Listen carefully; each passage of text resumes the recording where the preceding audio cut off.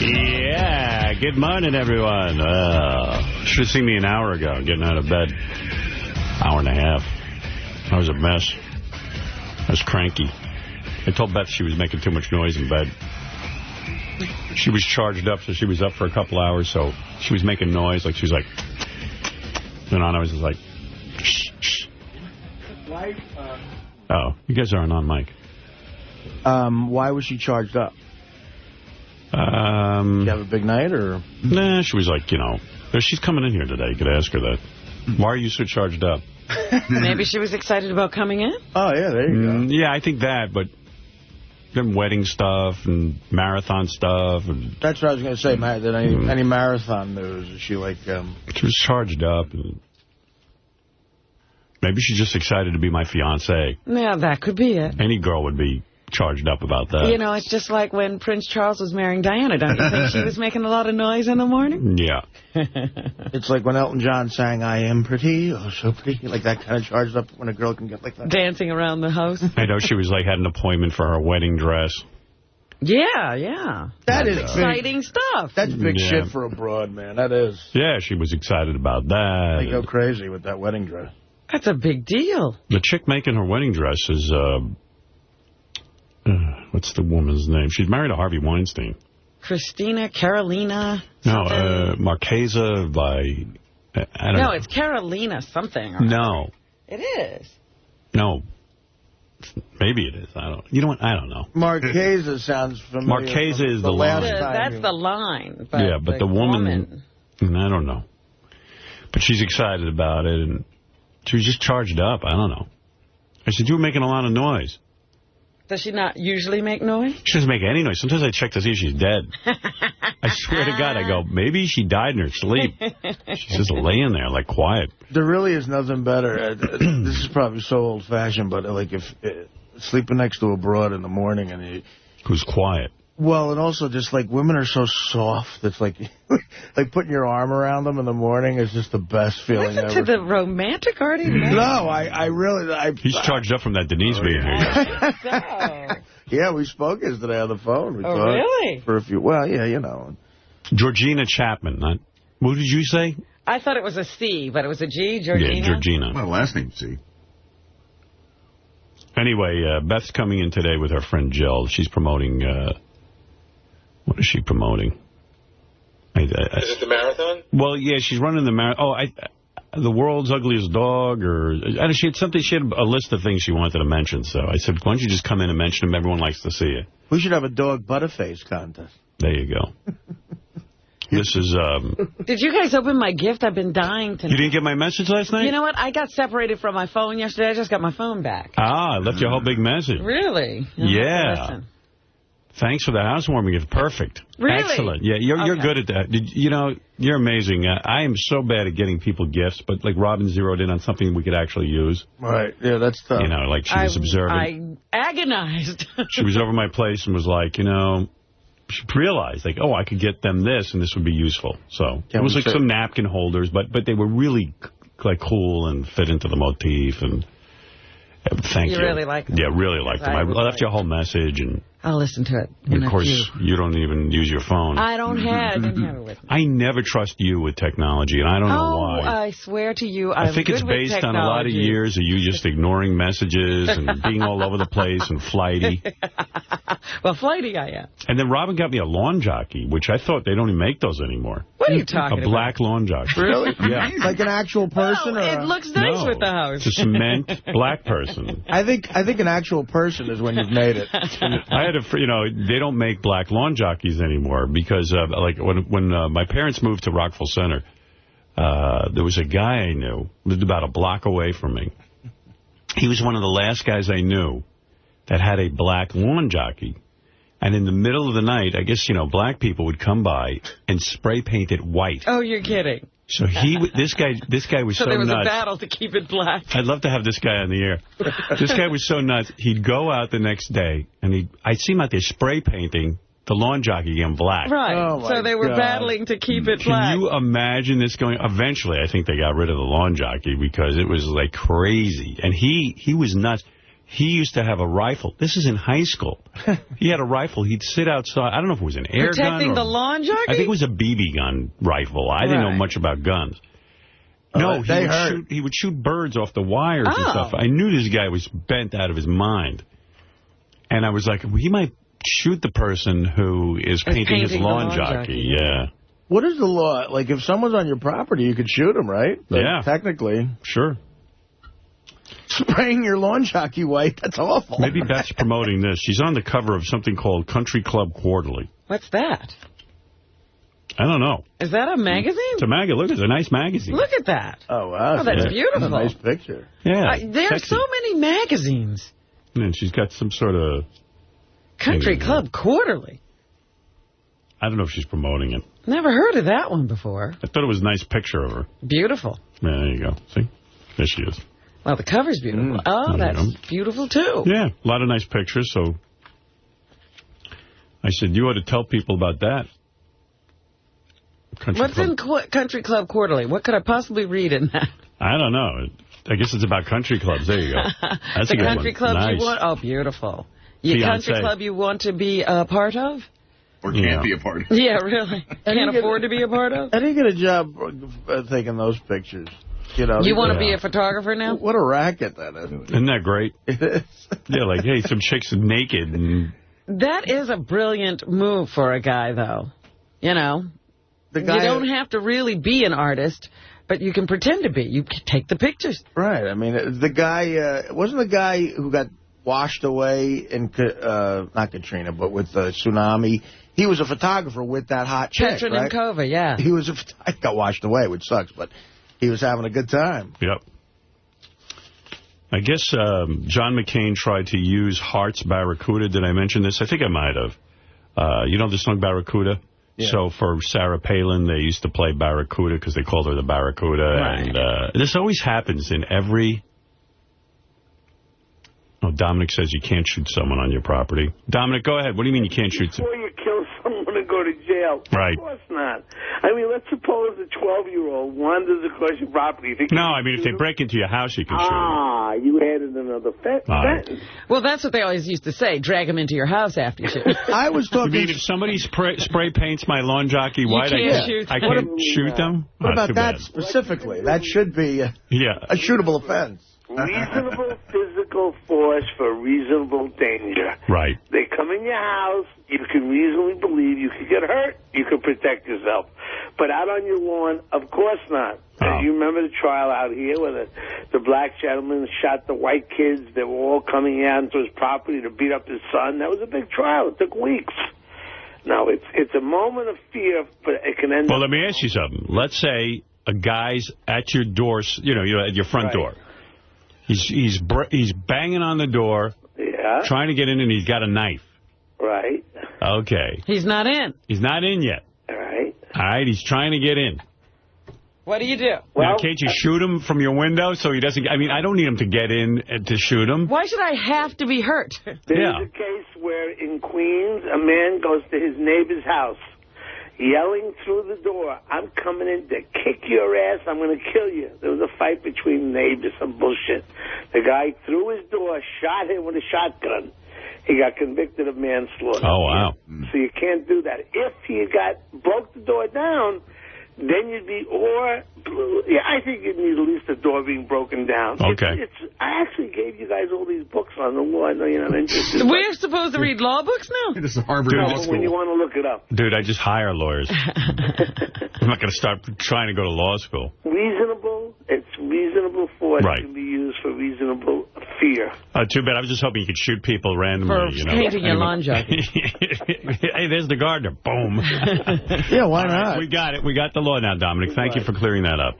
Can't shoot anyone unless they break into your house, I guess. We handle a lot of law on this show. And we know nothing. Tom in Warnersville, Pennsylvania, you're on the air. Hey, now. Hey, now. Hey, how you doing, guys? Hey, I just wanted to tell you, Howard, that as a matter of fact, they still do make lawn jockeys. Both black models and white models drive custom every day. They're really? On a little display. So I just thought I'd just go pick up a couple and just drop them off for you, and that way you can have them. He's really looking for some. Yeah, maybe we'll just display them in the studio. Like, that'd be kind of cool. Well, you know, I always wondered if with that restaurant 21, because they have all those jockeys, if they had to go around and paint the faces white.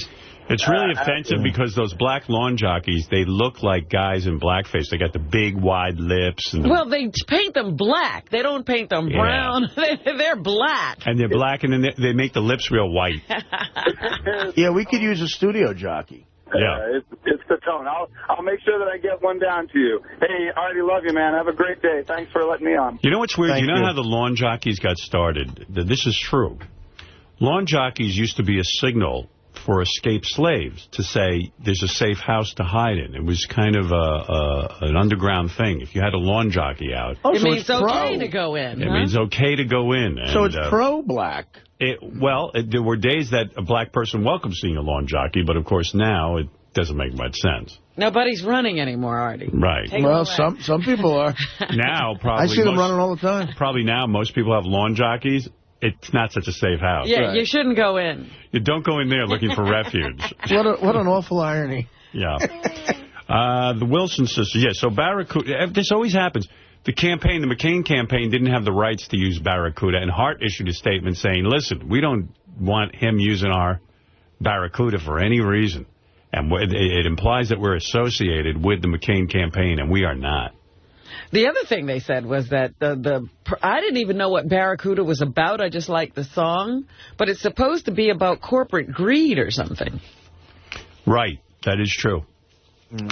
Well, the first time I remember that happening was, this was a classic mistake, too. Ronald Reagan used Born in the USA. He thought it was just like a pro.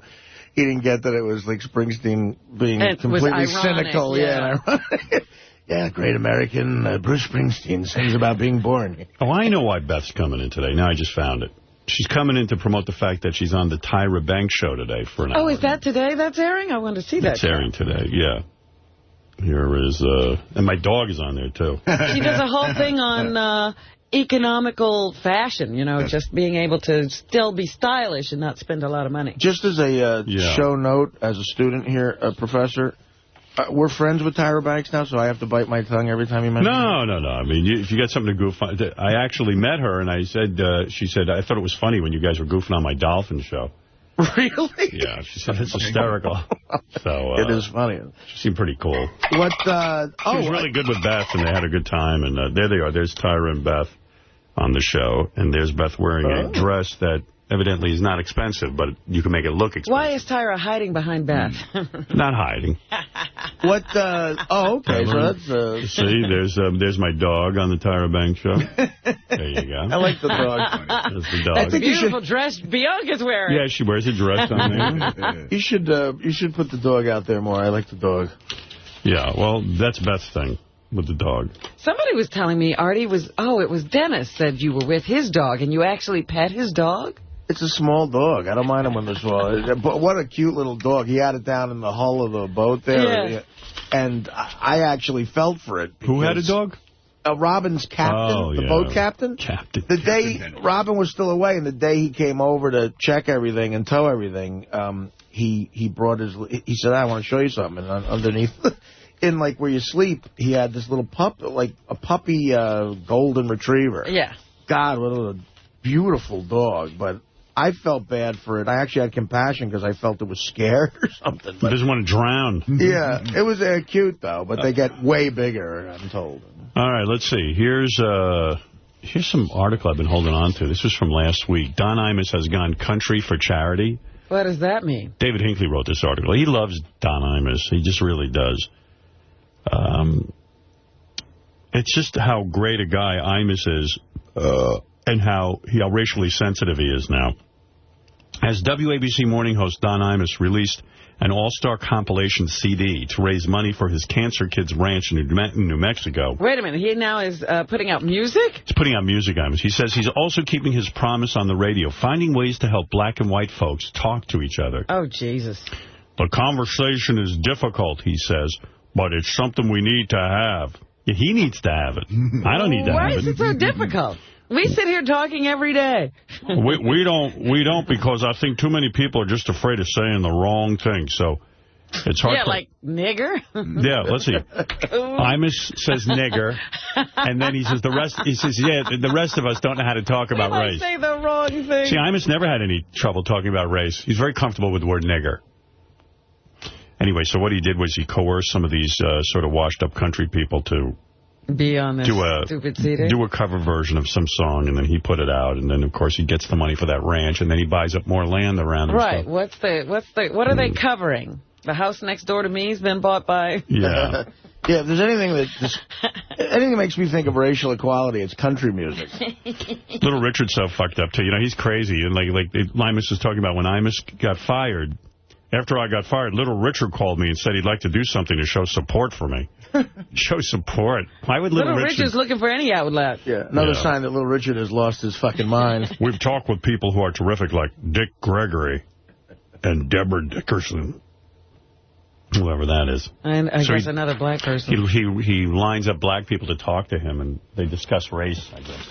Must be pleasant. I just like that he's the guy. I'm surprised David Hinckley didn't find the irony in that. By the way, I got to say, speaking of David Hinckley, made me think of television. He's the television reporter for the Daily News. I have to say, I saw the second episode of True Blood. It's really good. I haven't seen the second episode yet, but I did like the first episode. Me too. And I read that I'm talking about a TV show that HBO has on. It's about vampires. The first episode aired, and almost no one watched. It was bad promotion, I think. No, it had tons of promotion. I didn't like the promotion. That's what I'm saying. The promotion didn't really get you excited about the show. Well, it is a real good show, but for some reason, you know, I don't know. It just, like, people just weren't interested in watching it, but I hope it catches on because it's a real good show. I just wanted to give that a plug. You know, free plug. True Blood. True Blood. That's my show now. I watch it. And by the way, is a little that gap in her teeth. It's pretty bad. I was just going to say, Anna Paquin though really turns me on, and I don't know why. Really? I think she's sexy. She is. Matter of fact, specifically in this show. Where did you find her sexy? Well, I mean, specifically in this show, I saw a promo. I thought she looked. She walks around in little hot pants, and I don't know. I like her. I mistake her for Natalie Portman all the time. Yeah, and I think she's hot. Well, she's a lot hotter than she was in X-Men, I'll tell you that. Anyway, so that was that. I mentioned on the air, I'm halfway through watching, I felt really weird renting a Mel Gibson directed movie. I rented Apocalypto, and I really said on the air yesterday I liked it, but I do want to remind people that Mel Gibson is a fucking scumbag. Well, make up your mind. Either you're promoting him or you're not. Well, I guess I am promoting him, but I really hate myself for doing it because he's a fucking anti-Semitic motherfucker. He's a nutcase. He's a nutcase. But I got to say, I like Apocalypto, so what am I going to do? You really like that? Well, I'm halfway through it. I haven't seen the end yet. So. Did you?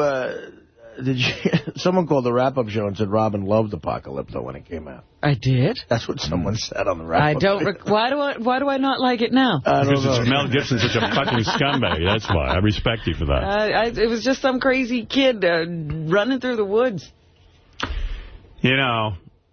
Is that like now? It takes place now? Or no. It's caveman days. Mel Gibson should just make a tribute to Hitler movie. Yeah, that might go over in certain areas. Although Mel Gibson was raised by a father who was like a Holocaust denier. He could have changed. Maybe he changed. He could have changed. He could have, right. I just don't know. I mean, for years, to keep all that inside, he must have been like a fucking having secret meetings. You think now, look shit. Yeah. He doesn't have any group. He just hates on his own. Right. He's not part of an organized hating group. I'm trying to get one together. I can't in Malibu. It's tough.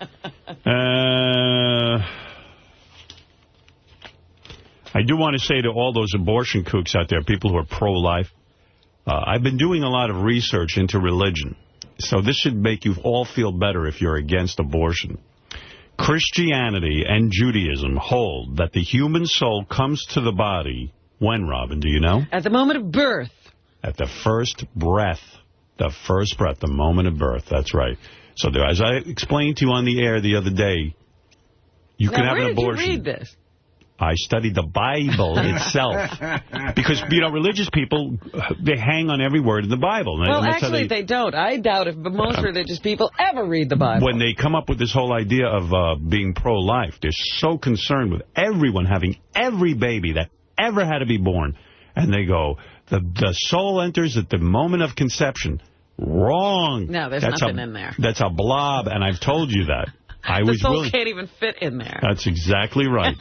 There's no soul. It's just a blob, a mass, like a tumor that can be removed at any point up until 9 months. That's right. It's like a mole, something you want to get rid of. That's from your Bible, Jews and Christians. So shut the fuck up. We know some people the soul hasn't entered, like Steve Langford. It hasn't entered yet. Some people would accuse him. He's been breathing a long time, too. Yeah. His soul can enter any day now. I heard the replay over the weekend of Langford talking to Jackie. That is one of the most awkward pieces in an entertaining way. It's great. When he just yells at him like that, you just don't know what the fuck is going on. So let's take a couple of phone calls. Here's Wolf from Philadelphia. Yes, Wolfie. Hey, morning, Howard. How are you?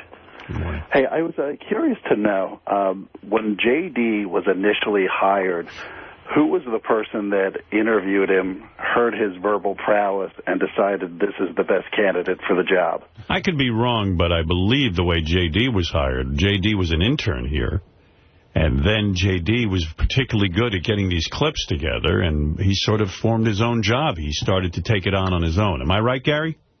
That's exactly right. Yeah, he actually used his head and was a self-starter. That was maybe the only time he has ever has taken some initiative. And I have to say, he's terrific at it. He really is. He's really good and very proud of his job. Takes it very seriously. He's here he starts about 3 or 2 o'clock in the morning. No, 4 is late. No, way earlier than that, Howard. He's been getting in, I think now he gets in about 10 o'clock at night. Whoa! Yeah. I definitely understand that he's a very, very hard worker. I just wondered if there was an initial stage that he had to get by as far as the interview process, because I think that might have been kind of tough for him. Yesterday, what, Gary? He got interviewed by Amory and hired as an intern. That's amazing.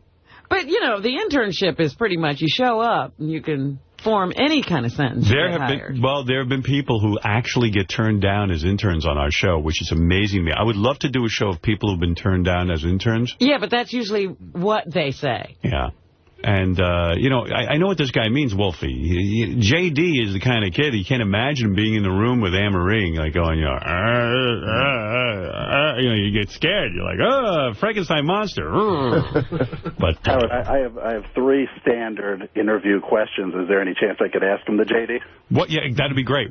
You know what would be great? If we only had a tape of J.D.'s first interview with Amory. We should almost on record tape Every intern, so we have these for the future? Yeah. Could you imagine if we had J.D.'s initial interview? So tell me, what is it you like doing? Where did you grow up? Where'd you go to school? I went to... my college. Wholesale. I was a movie director. Why do you hate Jared? You're a movie director? Well, not exactly. I don't know. Maybe you're a movie director. I don't know. I'm studying film or video. I don't know. It's something like that. All right. Wolfie wants to recreate you in the interview situation with Anne-Marie. But do you remember? Do you have any recollection of that? Did you dress up?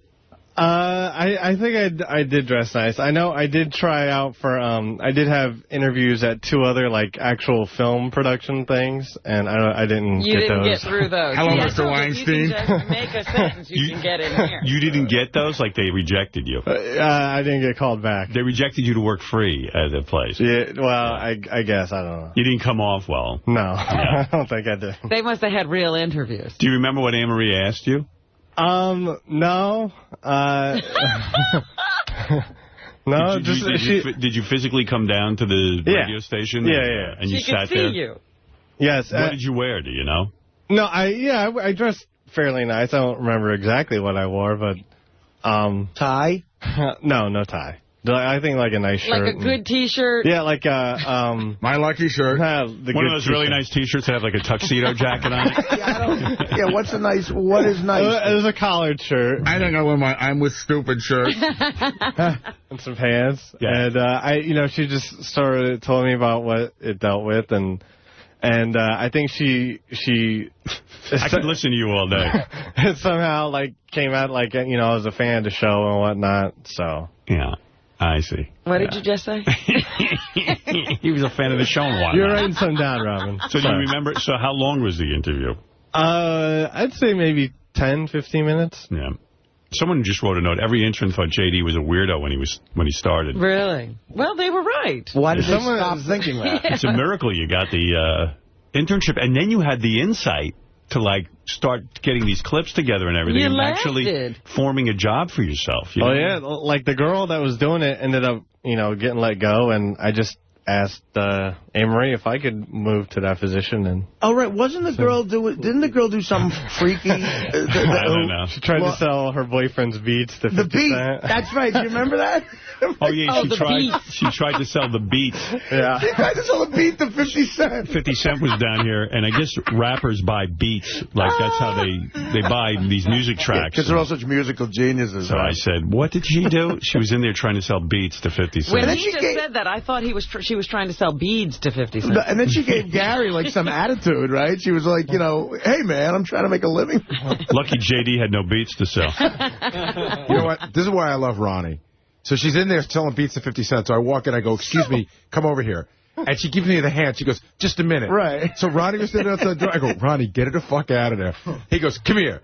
She goes, just a minute. He goes, now! And he fucking dragged her right out. Ronnie pulled her right out of there. Right. She gives you just a minute. She gave me the hand. She goes, just a minute, because she was doing business. She's doing business. She's selling beats. You got to throw the cold water of life into their fucking faces. I got to tell you, one of the classic intern stories, by the way, going back some years, our old assistant, Kathy Tobin, she interviewed an intern, and while she was interviewing him, he put his feet up on the desk and leaned back in the chair. Right. He put his feet up on the desk. What do you think? Wouldn't you love to know, does this guy have anything going on? I mean, how is it possible? Because he's such an asshole.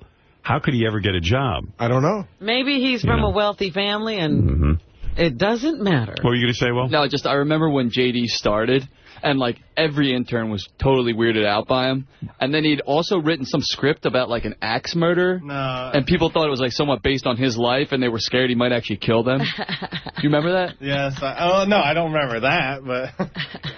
What is it?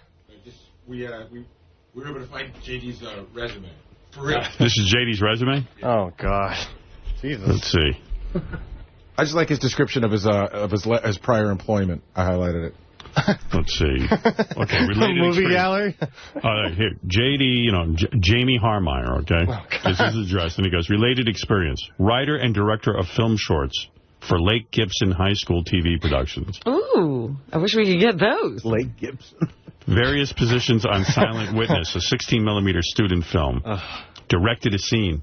Instructed actors and crew. Oh, I'd love to get a tape of that. Okay, look. There wasn't much. Everyone on set. All right. Action. You walk in, you find your key light, and say, all right, go. Key light. Additional training. Quantel Edit Box, Avid Express. He seems to know a lot of shit. Okay, employment. Not anymore. June 1998 to May 2001. CSA Assistant Manager, Movie Gallery, Lakeland, Florida. I checked the movies in and out that customers rented. Received product in the computer system. Exported product out of the system.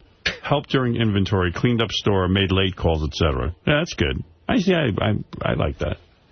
Yeah, I had to. It was my job. Was he a manager, he said? Like assistant manager. I see. So, if I'm Anne-Marie and I go, oh, well, I see here you have related experience. Tell me about that. What would you say? What would you say? Related experience as to how the movie gallery worked. I dealt with people, and, I can talk. Wow. That's extraordinary. Wow, you don't know?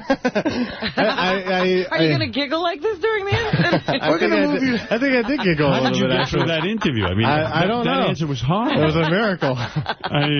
What was Anne-Marie smoking? I'll be Anne-Marie. What would you like to get out of this internship? Experience in, the entertainment industry. Cause that's wow. That is unbelievable. I like to import and export. You're actually better at interviewing now, aren't you? Make phone calls. Import and export products. Who are you, Tony Montana? What the hell happened to you, man? What did your parents do to you? Nothing. I know your mom ran off with that guy in Hawaii. Nothing, no. And your dad had a few problems. So. Hey, whatever happened? Did you ever have that thing with your mom? What do you call that? Reunion? Reunion, yeah. I've seen her. I saw her last Thanksgiving. How'd that go? It went fine. Remember, I couldn't remember what her tattoo was on her ankle or something. Yeah, I hadn't seen her in years. But you two haven't gotten together personally, together. We said you saw her. No, we did. We did like, a day during Thanksgiving. You had a day with her. Yeah. No, she was there with other family members. No, well, my grandma, my aunt, we all met up. What about meeting just you? I saw her. What the fuck do you want from me? Mom, what the fuck do I want from your mother? Does she want to be alone with you for a few hours? Yes, she does. She's thinking of coming to New York. She's still thinking about it. No, she wants to. Was Hawaiian Bill there? No, he was still in Hawaii. Has he gotten here yet? He's gotten here. Oh, he's here? He is here. He was last August. He paddled through the Panama Canal. Now he's coming up the Intercoastal Highway on the ocean. Coast Guard is leading him in. You hate when we bring this up. Yes. How come? Because I know it's very uncomfortable for them, and it doesn't make my life any easier. But I mean, in all seriousness, your mom hasn't seen you in years except for that one time. I mean, with the whole group. It makes them uncomfortable because there's some truth in it. No, it's not. It's not exactly that. Like neither of us have. Wow. What? Neither of us have had like a lot of money to just fly out somewhere for a while and. Look, a guy said hi in Hawaii. She got there.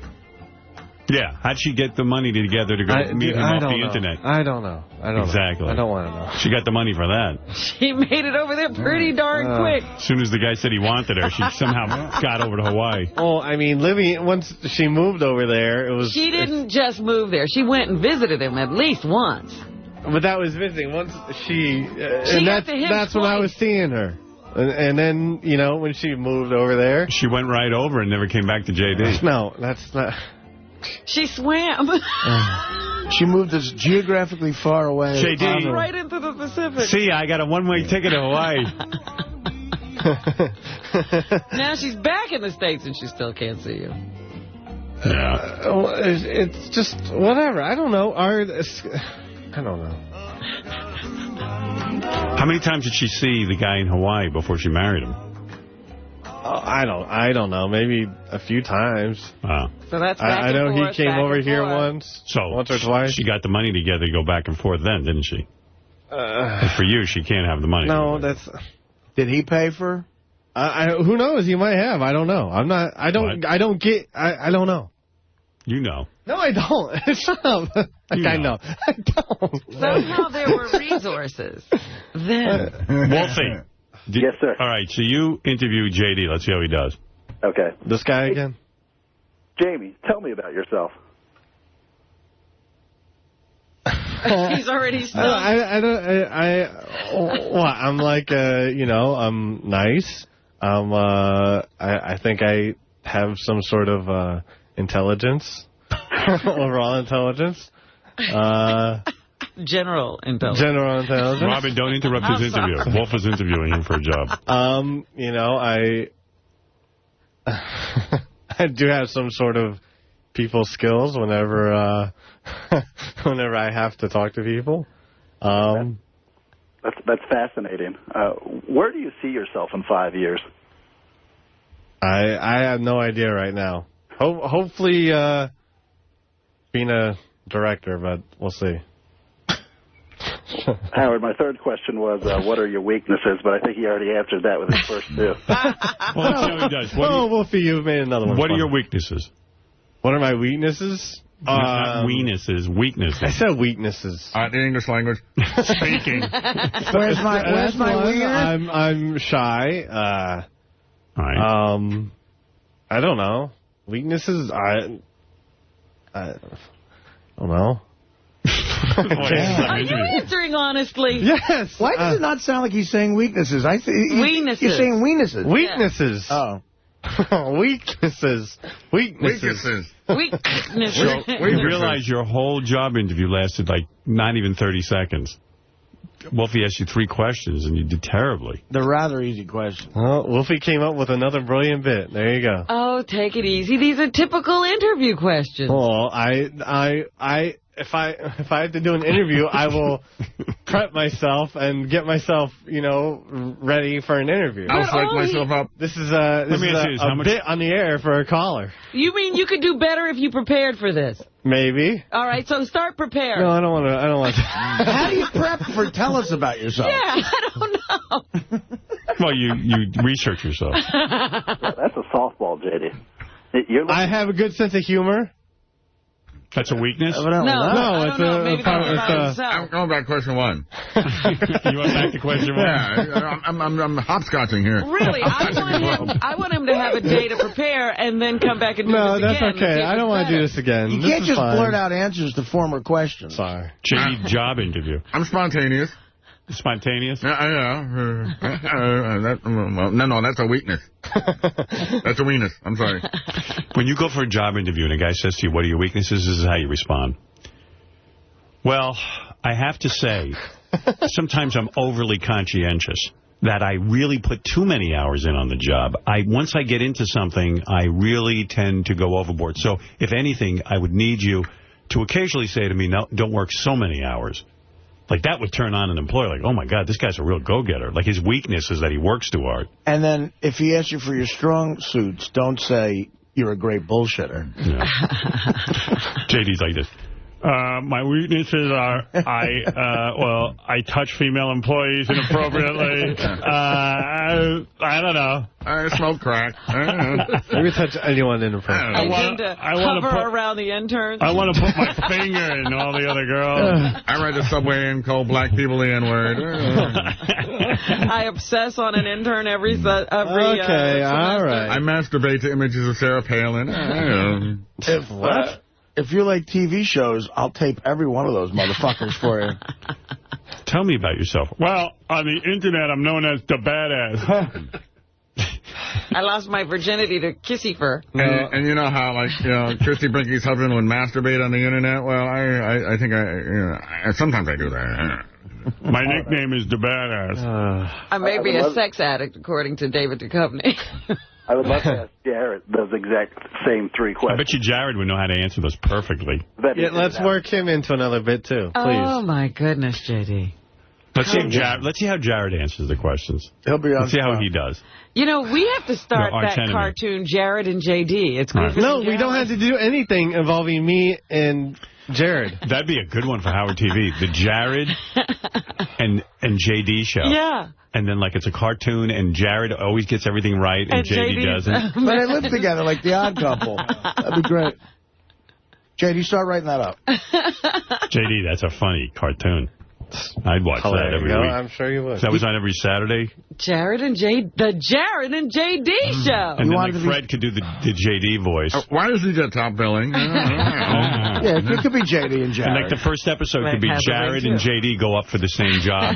And Jared walks in and he's handsome and it's a female interviewer and she goes, and she sees stars in her eyes. Tell me about yourself. And he's like, well, let me begin with the following. After graduating Harvard, I went on, and then JD walks in and goes, I don't know. Directing? Acting and directing. Can we just jump right to my weaknesses? And then at the end, Jared gets the job. Watch that.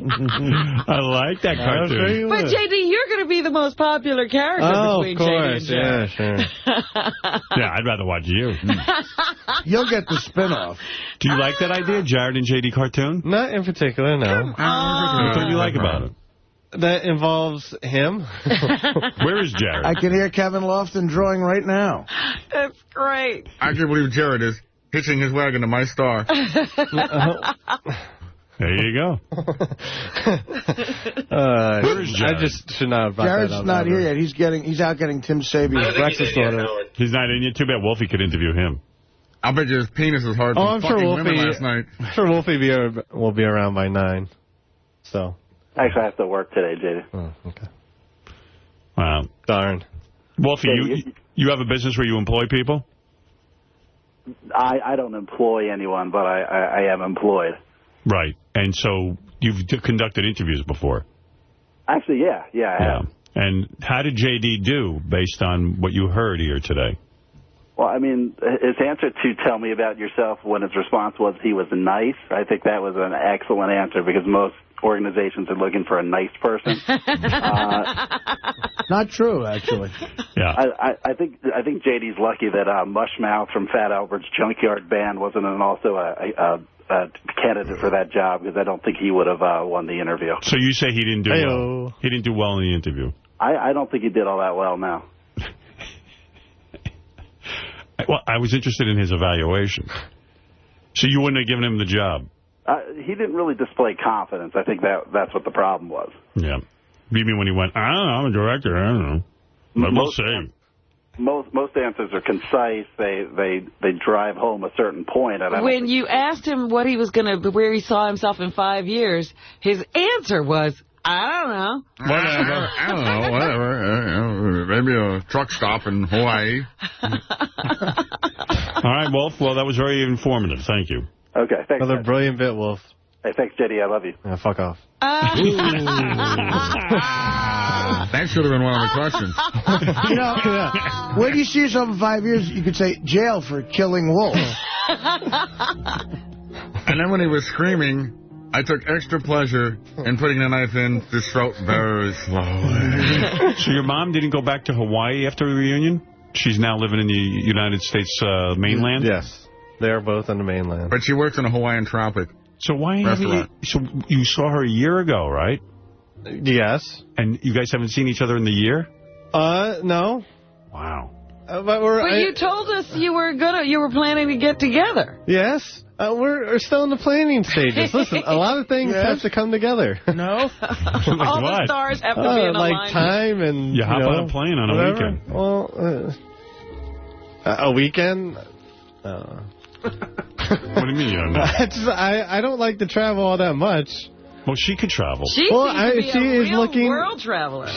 Well, that's what, and she is looking to come up here, like in a couple, maybe couple of years? No, next month or November. You travel every weekend with Artie. What do you mean? Yeah, well, I'm getting paid for that. Right, but do you you don't want to say where she's living, right? No, I mean, besides, she's like traveling around anyway. Like she's in like a... Everywhere but where you are. Well, she travels around everywhere but where you are? Is that true? No. Do we have any gigs coming up close to her? Maybe you could... I don't know. Not right now. But you have been close to her, I know it, with your travels to Artie. No. Yeah. No. Closer than you are now. Oh, you know what? Maybe. Yeah. Well, because we're only there for a couple days. Oh. God. All right. Go back and look for TV clips. Thank you. You're terrific at it. I try. I'm not the best, but I try. That's another thing you are the say best. in an Okay, interview. I'm You're the only one in the world who does it, so you're the best. I don't the know worst. about that. I think half the shows on TV now are TV clips. I'm the innovator, and I never get credit, though. Yeah, you're right, exactly. You're putting yourself down. Yeah. You started give that an boy industry. a compliment. Greg, you're on the air. Yeah, Howard, all this J.D. talk got me thinking, who do you think is least likely to get married out of these three? J.D., Artie, or Benji? J.D. That's an excellent Even question. Benji could get married, you're thinking? Benji gets a lot of pussy. You just But don't know. is he going to get married? I know he's against marriage, but I could see him. I would like to be married. You would like to be married? Yeah. But you want to be able to swing inside the marriage. I don't even want to say that anymore. Like, Sheila is someone I would have married. I loved her. We had a great partnership. Just some of our lifestyles were different. Some of our lifestyles. Yeah. I wanted to fuck other women, and she didn't want me to. But I love the idea of being married. I think it's a great thing. Yeah. Every girl I ever tell that, like, Benji wants to be free to, that's why he didn't marry Sheila, because he wants to be free. That's not why. That's really not. And they go, you got to be kidding. Like, who is he getting? You got to be kidding. By the way, Benji got arrested yesterday. What? Yeah. Really? Yeah. Well, what happened was, if you were listening to the show, and I don't know if you watched CNN, but it was all over the Internet, Sal and Richard ran down when Lehman Brothers was closing. On camera, you could see Sal and Richard behind the CNN reporter making out and licking each other's nipples, and it was really funny. So Benji's known for doing this, too, so I guess after the show at some point... He felt one-upped. Yeah, he went down. Well, he was originally trying to get down there yesterday morning, even before the show. So he went down, and he started yelling out Lucas Dell'Abate, which I thought was strange. But then I found out Lucas Dell'Abate, Gary's son, is a big fan of Benji's antics. Oh, really? And Benji, like Babe Ruth, when he went to visit that kid in the hospital, Benji went ahead and said to Lucas... The next stunt I do, I'm going to do this one for you. I'm going to yell out your name, Lucas. Wow. And, you know, like when Babe Ruth said, I'm going to hit a home run and pointed. So Benji went down where the camera people were in front of Lehman Brothers and started yelling out Lucas Dell'Abate. And I think he got on 3 different cameras. He was on CNN. What were the other 2, Benji? Sky News, which I think is a UK production, and Fox, I think. On every one, did you yell out Lucas Dell'Abate? Pretty much. I didn't really... Wow. Will that be the last time you yell out Lucas Dell'Abate? Or is that going to become a signature? I think so. I mean, like you said, Lucas asked me, and I said I would, but then I checked with Gary, and Gary was okay with it. I didn't think it was actually that funny. I agree with you. Yeah, I agree with you. It wasn't. But I've had this pressure ever since I told him. It's like every time I see cameras, like I got to get Lucas's name on there. Wow. Yeah, because it really wasn't, you know, it was just, I would have arrested Benji. Yeah, it just sounded like a crazy person. Yeah, it was just annoying, you know. It's like there was no humor or anything in it. But here is Benji interrupting the CNN reporter. He has this really unbelievable move. He just, like, moves right in on the reporter and gets right behind him. Let's check in with CNN's Alan Chernoff in New York. Alan, let's talk about Lehman Brothers. By the way, Alan's the same guy that Richard and Sal were making out behind. Poor Alan got bombed. Oh, well, not bombed, but pranked twice. Bombed. There's 158 years in business. Apparently, there were no saviors left. Yeah, if people here are simply stunned that this has happened. Many employees figured, well, at the last minute, something would save the firm. There was an extraordinary series of meetings held over the weekend at the Federal Reserve Bank of New York. And we simply were not able to have We need Lucas Dell'Abate. We were not able to actually have the Treasury Department and the Federal Reserve come in to rescue. Christine, why don't we head back to you, because obviously we have a little bit of interference over here. We'll pick up shortly. Yeah, I'm sorry about that, Alan. Obviously, people are very worked up there in front of the Lehman Brothers headquarters. And really all morning we've seen a lot of people gathered out there after taking their boxes out. A very emotional scene, of course. All right, now, thanks, Alan. They probably thought, like, Benji was a Lehman Brothers employee. Who had lost it. Who thinks Lucas Dell'Abate needs to be called. Yeah. And Lucas Dell'Abate is some savior. Then Benji moved over to Sky News, which is I guess, a British organization. Yes. The White House has said, yes, the president's going to comment. People here in New York and Wall Street were listening carefully and seeing, what is he going to say? Is he going to reassure people? And all he said was, well, of course, when you adjust them, he called this an adjustment. One of the biggest financial houses, excuse me, we've got a small problem here, but one of the biggest financial houses... Why are you grabbing me, sir? What are you guys...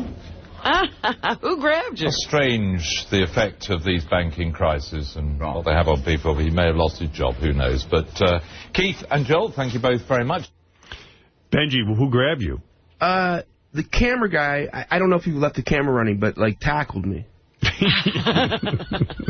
They get really... well, of course, you're interrupting the whole thing. I know. Well, this British dude is about to say something very serious. He goes, it seems a distraught man who has lost his job. Little did they realize he's a distraught man doing his job. And then here's Benji interrupting Fox News. Adam Shapiro with the Fox Business Network live at Lehman headquarters here in New York. You know, Adam, we're going to cover so much of this story throughout the next 2 hours. But I want to talk to you a little bit about the mood outside of Lehman Brothers as you watch people walk out of there with their boxes in their hands. Right. The employees are concerned, obviously, about what happens to them. First, nobody from senior management at Lehman Brothers, at least according to the employees we're talking to, nobody has told them exactly what to say. We're going to throw it back to you guys, and we'll deal with this a little bit later. What happened there? Adam Shapiro dealing with some folks outside. What? I mean, you know, someone was being really, really physical with me. And that might have been the point. The police came around that point. So what happened? Did they take you down to jail? Yeah, they grabbed me and they walked me to a police car, and they checked my pockets, and they cuffed me. Is it illegal to do this? What they did? No, I think they're no, what you did. What you did. Well, it's such a vague kind of law. It's, you know, disorderly conduct covers like everything. And then they put me in the police car, and then I was really good. How'd he get out? I was really scared because, like, on the way to the police station, they weren't. I don't think they were saying things to scare me, but I thought that they were taking me somewhere to beat me up because I misinterpreted some things that they said. So what did they say that you misinterpreted? Something just like something about like take him somewhere or something like that. Like say that there's something else. I didn't really. I really thought that they were going to take me and beat me up. But that was just my paranoia. Did you remain silent? You know, they tell you like you're supposed to remain silent. Did they read? They didn't read you your rights. No, they didn't Mirandize me. They, yeah, I think I mentioned, like I said, this, you know, I don't know if this, I might show them my PBA card from K-Rock from 2001. But, all right, well, you better be careful, man. I don't know. Yeah, maybe not 3 in a row. Well, you have to understand, I didn't know that any of them got on. You know what I mean? Yeah, I don't know, man. It's pretty nutty. You better be careful. It's one thing when you phone call into a place. And he's like down there. You know? It's another thing when you're 13 and you're doing this. I bet you Lucas Delabate is going to be thrilled. Oh, yeah. You know, that's a big deal for it. How old is Lucas now, Gary? He's 10, and I'm going to call him in a few minutes. When he really will be thrilled beyond belief. Well, if Benji is the Babe Ruth of yelling shit out on camera, I mean, he just got visited by the great one. What, you know, you said Benji might be OCD. I think he definitely is. He had to do that. He had pressure on him. All right. Perez Hilton's visiting us, in addition to Beth O, and also Nick DiPaolo will be by later, but Perez is here. He's got that pay. I went on it last night. I don't go on it enough. He's got a lot of good shit on there, Perez. Yeah? Yeah. What does he have on there? I don't know. He just sort of badmouths everyone, and you know how much I like that. He just badmouths celebrities, and then he's got videotape of people doing stupid shit, and, you know, he's good at it. I mean, he must be making a lot of money. I mean, everyone knows who he is. He's now very famous. And his website's, like, all over the place. I know Beth's on there at least 500 times a day. Howard, he's got a book coming out. I think he's going to get a line of clothing, and I think they said something about a record label. A record label? All right, well, we'll find out about that in a minute. I got to take a break. We'll be back right after these words. Listen to this. This song's in my head, so. Viva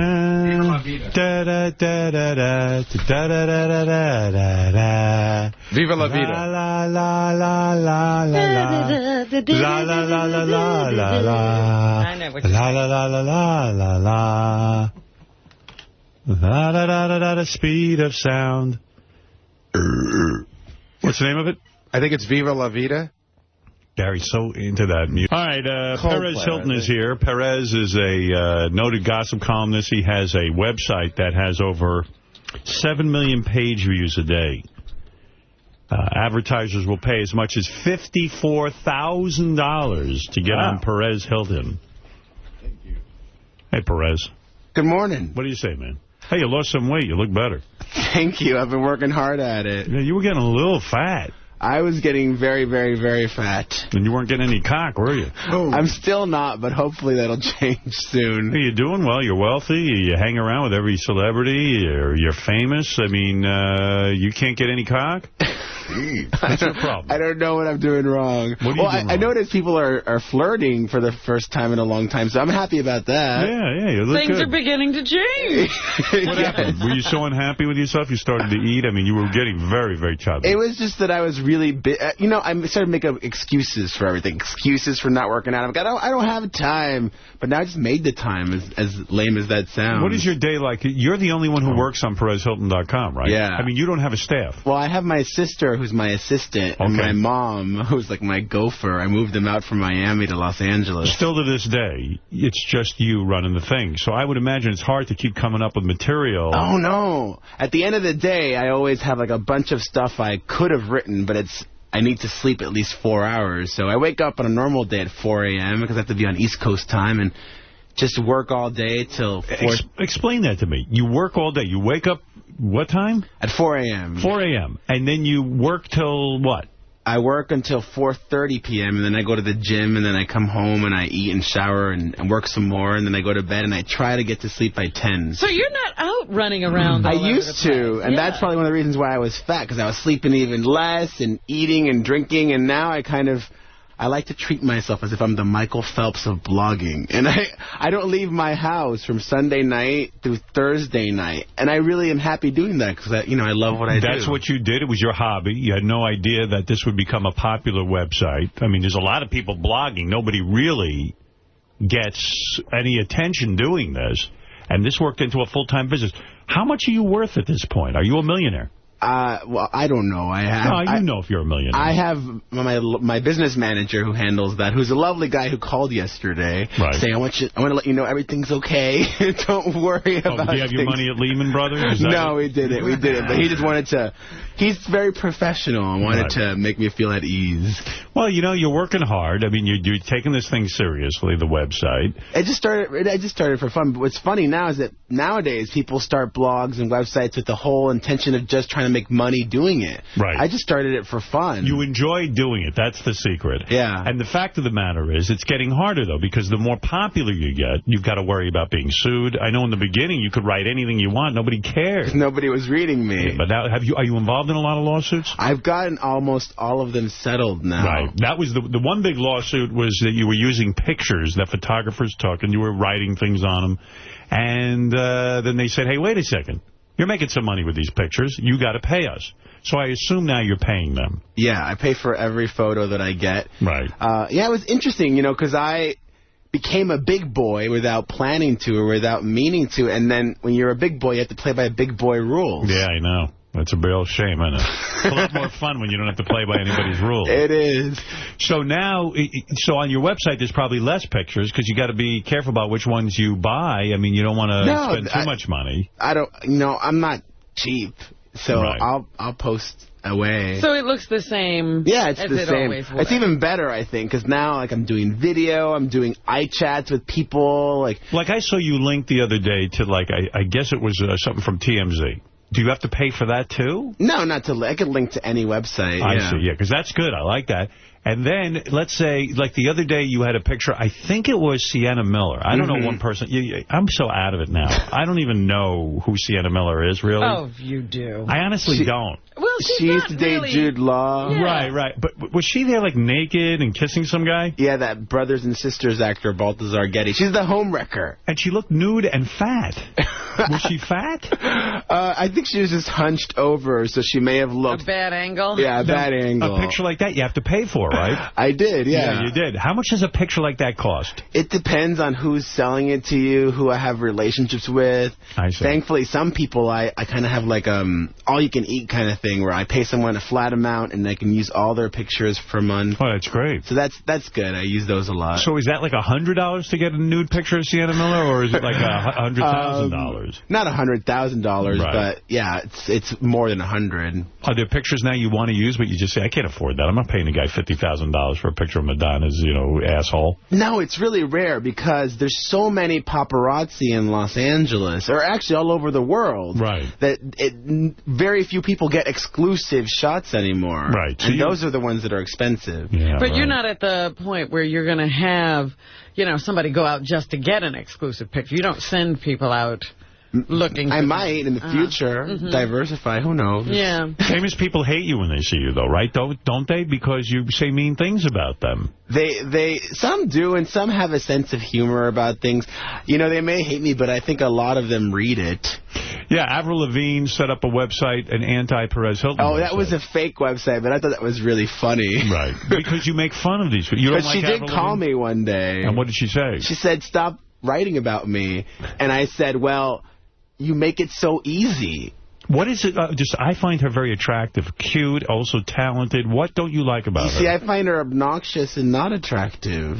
Yeah, well. She's just like, she's a spoiled brat, it seems like, and not very appreciative of her fans. And there's all these accusations that she doesn't even really write her own music. Is that true? Yeah, well, allegedly, according to people that have worked with her. No kidding. They've gone on the record and everything. And then she's threatened to sue the people that she's worked with in the past and had them recant it. Oh, wow. I wasn't even aware of all that. She just looked like a cute chick who had won a bang. Well, you don't look very far past the makeup. You like her music? The look, I do. I like her tunes. You like the Girlfriend song? I do. I like it. It's very different from Coldplay. Well, I like it all. He's eclectic. Yeah, I'm a skater boy, actually. He actually listens to the guys and just looks at the girls.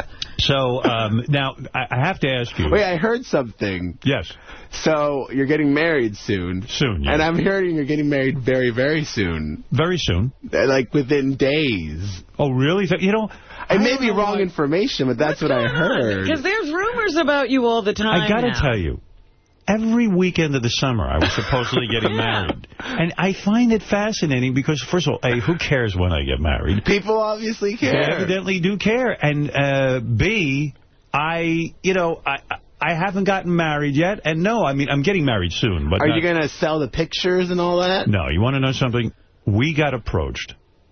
Not we. Beth got approached by, I don't even want to say the magazine. There were 2 magazines. In Style is usually one of them. It wasn't In Style. It wasn't? I don't think so. Well, Beth will be here. She'll tell you. She's a big Perez Hilton fan, by the way. She's on there like 10 times a day. I see her on there. She got to check in with Perez. And I always say to her, you're very shallow reading Perez Hilton. And she'll go, she goes, oh, I don't care, and then all of a sudden I'm looking over her shoulder and I'm reading. Right. As soon as you see her, you got to get into it. Yeah, right. But actually, I was talking about this wedding stuff, and then I was talking about something I wanted to tell you. Well, you were talking about the 2 magazines. That okay, you asked me the question. So, the 2 magazines evidently offered $1 million. Are you kidding? You didn't turn that down. One of the magazines offered $1 million. You can donate it to charity. So, I said to Beth said to me, I would take the $1 million and give it to my charity. I said, yeah. I said, that makes sense on some level. I said, but really, I'm not the kind of guy that really wants my wedding picture released. It's just not for me. I hate it. It seems like the douchiest thing you could possibly do. So are you going to ask wedding guests not to bring cameras and things like that? Yes, I am. I'll tell you why. I just wanted, people are being strip-searched. The concept, yes, you especially. The concept behind the wedding was we were going to have a family wedding, and then we're going to have a wedding for a couple of friends and some business people and, people we work with and stuff. And that was it. And it would be a dinner, and it would be simple. No one had to sit there and worry about being photographed and all that other shit. It would just be relaxing. That was the idea. But? No. That's what's going to happen. No, that's what's going to happen. So I said to Beth, you know what? I give money to charity. I don't need to have my picture in the paper to give money to the charity. I know it would help some people and this and that. But I talked it over with my agent, and even he said, listen, that's just tacky. Forget it. You should give money to charity, to the charities you want to give to, and that's that. So, no, I'm not doing that. And I think Beth really would have actually liked to do that because she says any money she could raise for... Oh, sure. I mean, that's a huge amount of money to be able to give. Well, what's her charity? Maybe people can donate right now. Well, actually, she is running for North Shore Animal League for the marathon. She's running the 26, whatever that is. She's running the New York City Marathon. She's doing that. She's already raised a lot of money, and a lot of our listeners have given money. So thank you for that. She's got it. So she'll talk about that. Anyway, let's get back to you. And what you're up to. I like to interview other people as well. Yeah, you know, it was funny because when you said that, George Takei, I don't know if he ever went back to people to get some money, but they're, you know, like they had them all over Entertainment Tonight last night because he did they it were for at the free. wedding, and People Magazine got the pictures for free. Yeah. Yeah, Brad and George got married on Sunday. But he's doing it to promote the message of equality. Yeah, and he wants to get but he could still get paid.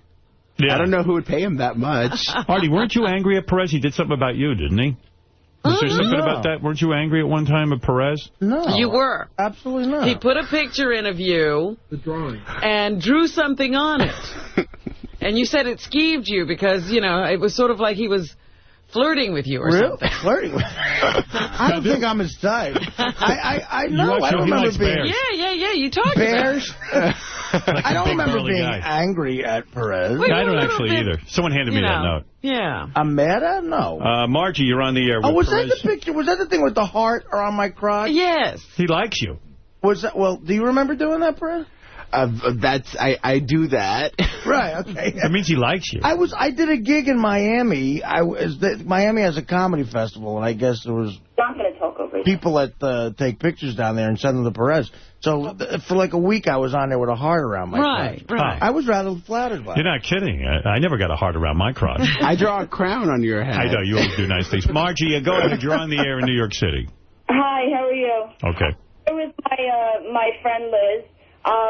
We actually wanted to talk to you because we're with a website called PerezRevenge.com, and we wanted to ask Perez a question. Go ahead.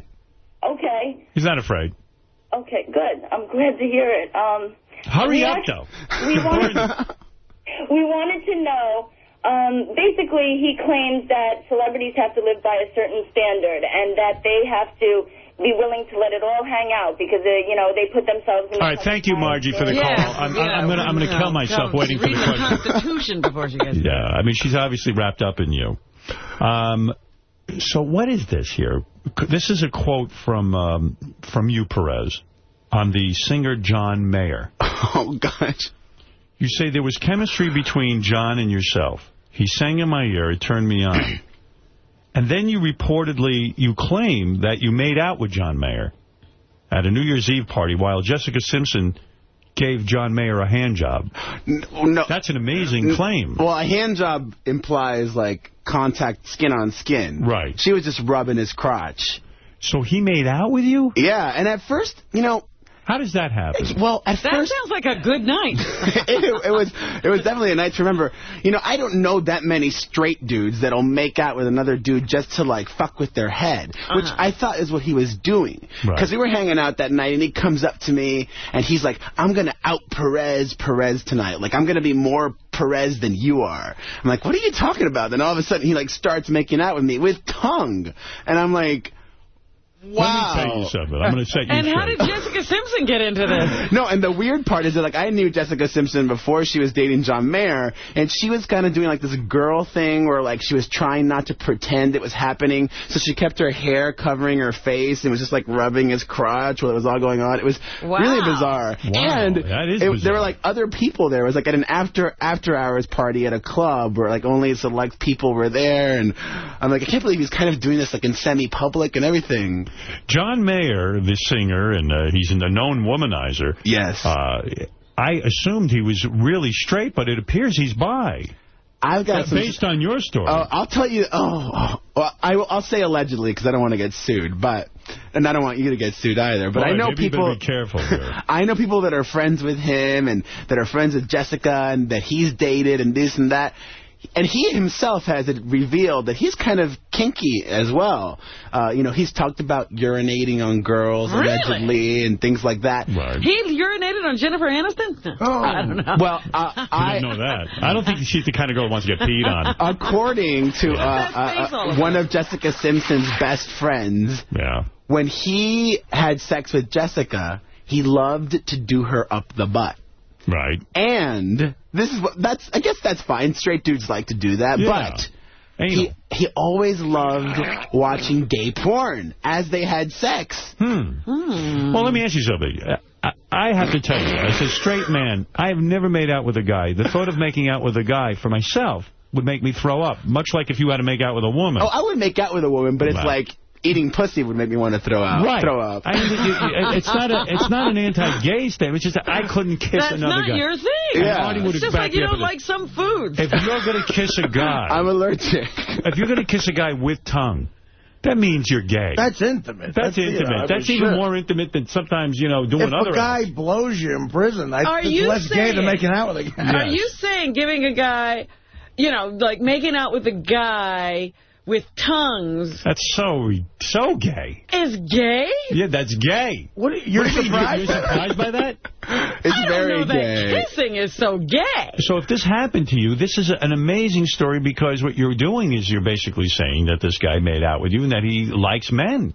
Well, he probably likes women, too. Right. I guess he's bi-ish. Why did he do this, by the way? Did he say he just wanted to out? He was really drunk. I see. And it was New Year's Eve. And doesn't Jessica Simpson get turned? I guess she did. No, she's got her hair over her face, giving him a rub down. And that relationship didn't last. No. Did he come from being her hand? No, he had his clothes on. Right, but I'm saying, was there a big wet stain over his crotch at that point? I was too nervous or bizarred out to focus on if he came or not. And you say there was chemistry between the two of you, but yet he never called you or... But he never denied it either. Right. He said, he had his publicist release a statement saying, this is ludicrous.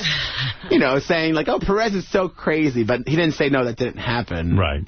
You're not lying about that. No, I took a lie detector test. Wow. And I passed. Were his hands going through your hair when he was... No, he was kind of touching my face. Wow. How long did this last? It lasted for several minutes, more than 3, less than 5. Wow. That's a lot of making out. It would be a bizarre thing for Perez to lie about, too. I mean, why the fuck would you make that up? Well, I wouldn't, yeah. It says here you got sued for $85,000 because you were sued by Lindsay Lohan's girlfriend. Oh, yeah. Samantha Ronson. Why did she sue you?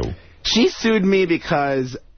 I was talking to someone, I think I was talking to Gary, and, he was saying how people threatened to, Matthew Perry's folks were threatening to sue you because you read something in the National Enquirer that Matthew Perry's people claimed weren't true. Right. Well, some media outlet reported something about Samantha Ronson, that she allegedly was the one that gave Lindsay the drugs, and that she was the one supposedly staging photo ops.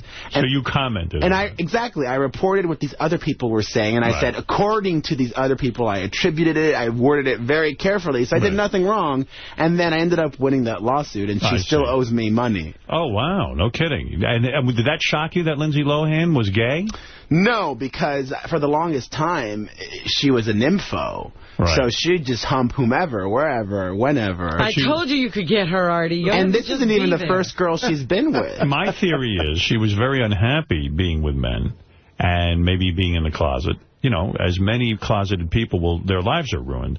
And now that she's out and she's running around with this girl, I assume it's a known thing that she has this girlfriend. Well, they still haven't commented publicly about it. Okay, but she's living an open lifestyle. Yeah, they're not really hiding it. And maybe that's why she's straightening out. She's not doing as many drinks and drugs and things like that. Is she straightening out? For the most part. I mean, I still hear things here and there. Is she ever going to work again? She is. She's doing Ugly Betty right now in New York City. That's not working. Well, it's kind of like the Robert Downey Jr. school of celebrity image rehab. He did the Ally McBeal, and now Robert Downey Jr. is huge. Yeah. You have to work your way back up. You got to go back on some shitty television shows and then sort of work your way back into a good movie, right? The people of Ugly Betty are going to be very upset.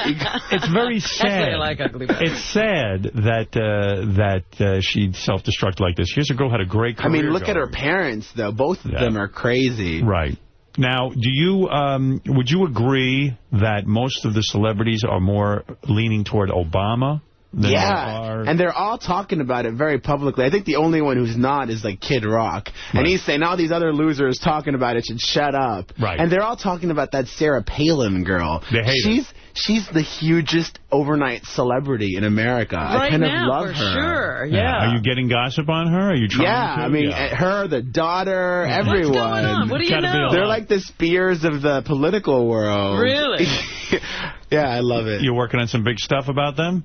Well, the most recent one I posted was about the daughter and how she stole her boyfriend, who's now the baby daddy, from her former friend. I see. So there was a lot of intrigue. Yeah, and apparently, although I don't think she's ever talked about it, Sarah Palin herself was pregnant before she got married and all these things. Yeah, I just heard a little bit about that this weekend. That there was a shotgun wedding. And the most recent one that's just kind of funny is that when she was governor, well, she's still governor of Alaska, but when she got into office, she had a tanning bed put in there, which is kind of funny. But now her people are saying that she paid for that with her own money. Right, who knows? Hey, you know, you did something that shocked me. And I don't get shocked by much, but Whoopi Goldberg criticized you for it, too. You posted a picture of Adam Sandler's 2-year-old child, and really, I don't know her name, and I don't really know Adam, but I thought it was cruel. I actually did. Because I never make fun of the kids as celebrities, really, unless they're, like, you know, actors or something. But you took a picture of his 2-year-old kid, and you, like, kind of said that she was not good-looking. She's not. Yeah, but okay. Mean. I know. Nice. The kid didn't ask for that. Did you feel bad about that at all? Did you hear from Adam? Was he upset? I didn't hear from him, but, you know, I'll bend over and let him spank me really hard. You know, the thing is that I'm not a complete asshole. I'm a conniving asshole. Right. Like, I did it on purpose to try to get a response out of people. Maybe that's really cheap and lame, but... Yeah, because, I mean, I don't know if it makes it any better. There, you know? Well, I was just really saying what a lot of people were thinking. I mean, you may not say it out loud, but I did. You know, I love what Barbara Walters says when she sees an ugly baby. There's ugly babies out there. Barbara said this before. She's like, when I see an ugly baby and somebody says, oh, what do you think of my baby? She says, what a baby. Maybe you should just write, what a baby now. I think I'll do that for a week or so. Now, what is this? You're going back to sex. You have not had a lover in a long time. Now that you are on the celebrity circuit, you are accepted into this circle, do you think you might be hooking up with a famous man? I have my celebrity crushes. Who is your celebrity crush? Let me hear. Who do you I think I do, but they're all straight. The ones that I think are cute. Oh, there are some that are gay that are cute too. But I love the Zac Efron. Or like Chase Crawford. Right. That's what you like want. Those little, But that's just fun to pretend. I wouldn't ever want to date anyone that pretty, because then I'd always feel so insecure I'm dating someone so pretty. And what's the plan? Are you going to out more celebrities? You like to out celebrities. Sure. Whenever you find out someone's gay, you will report it on your website. Well, I haven't recently, because I think I've outed everyone, except for like some TV actors that are still closeted. But does anyone really care about TV actors? And are you so successful? Yeah, people do. Are you successful now? Well, I should do it then. Is Gary right that you're getting your own record label? Yeah, I'm very excited about that. What is that all about? What do you know about Well, like Howard, I love music, too, and I like all different kinds.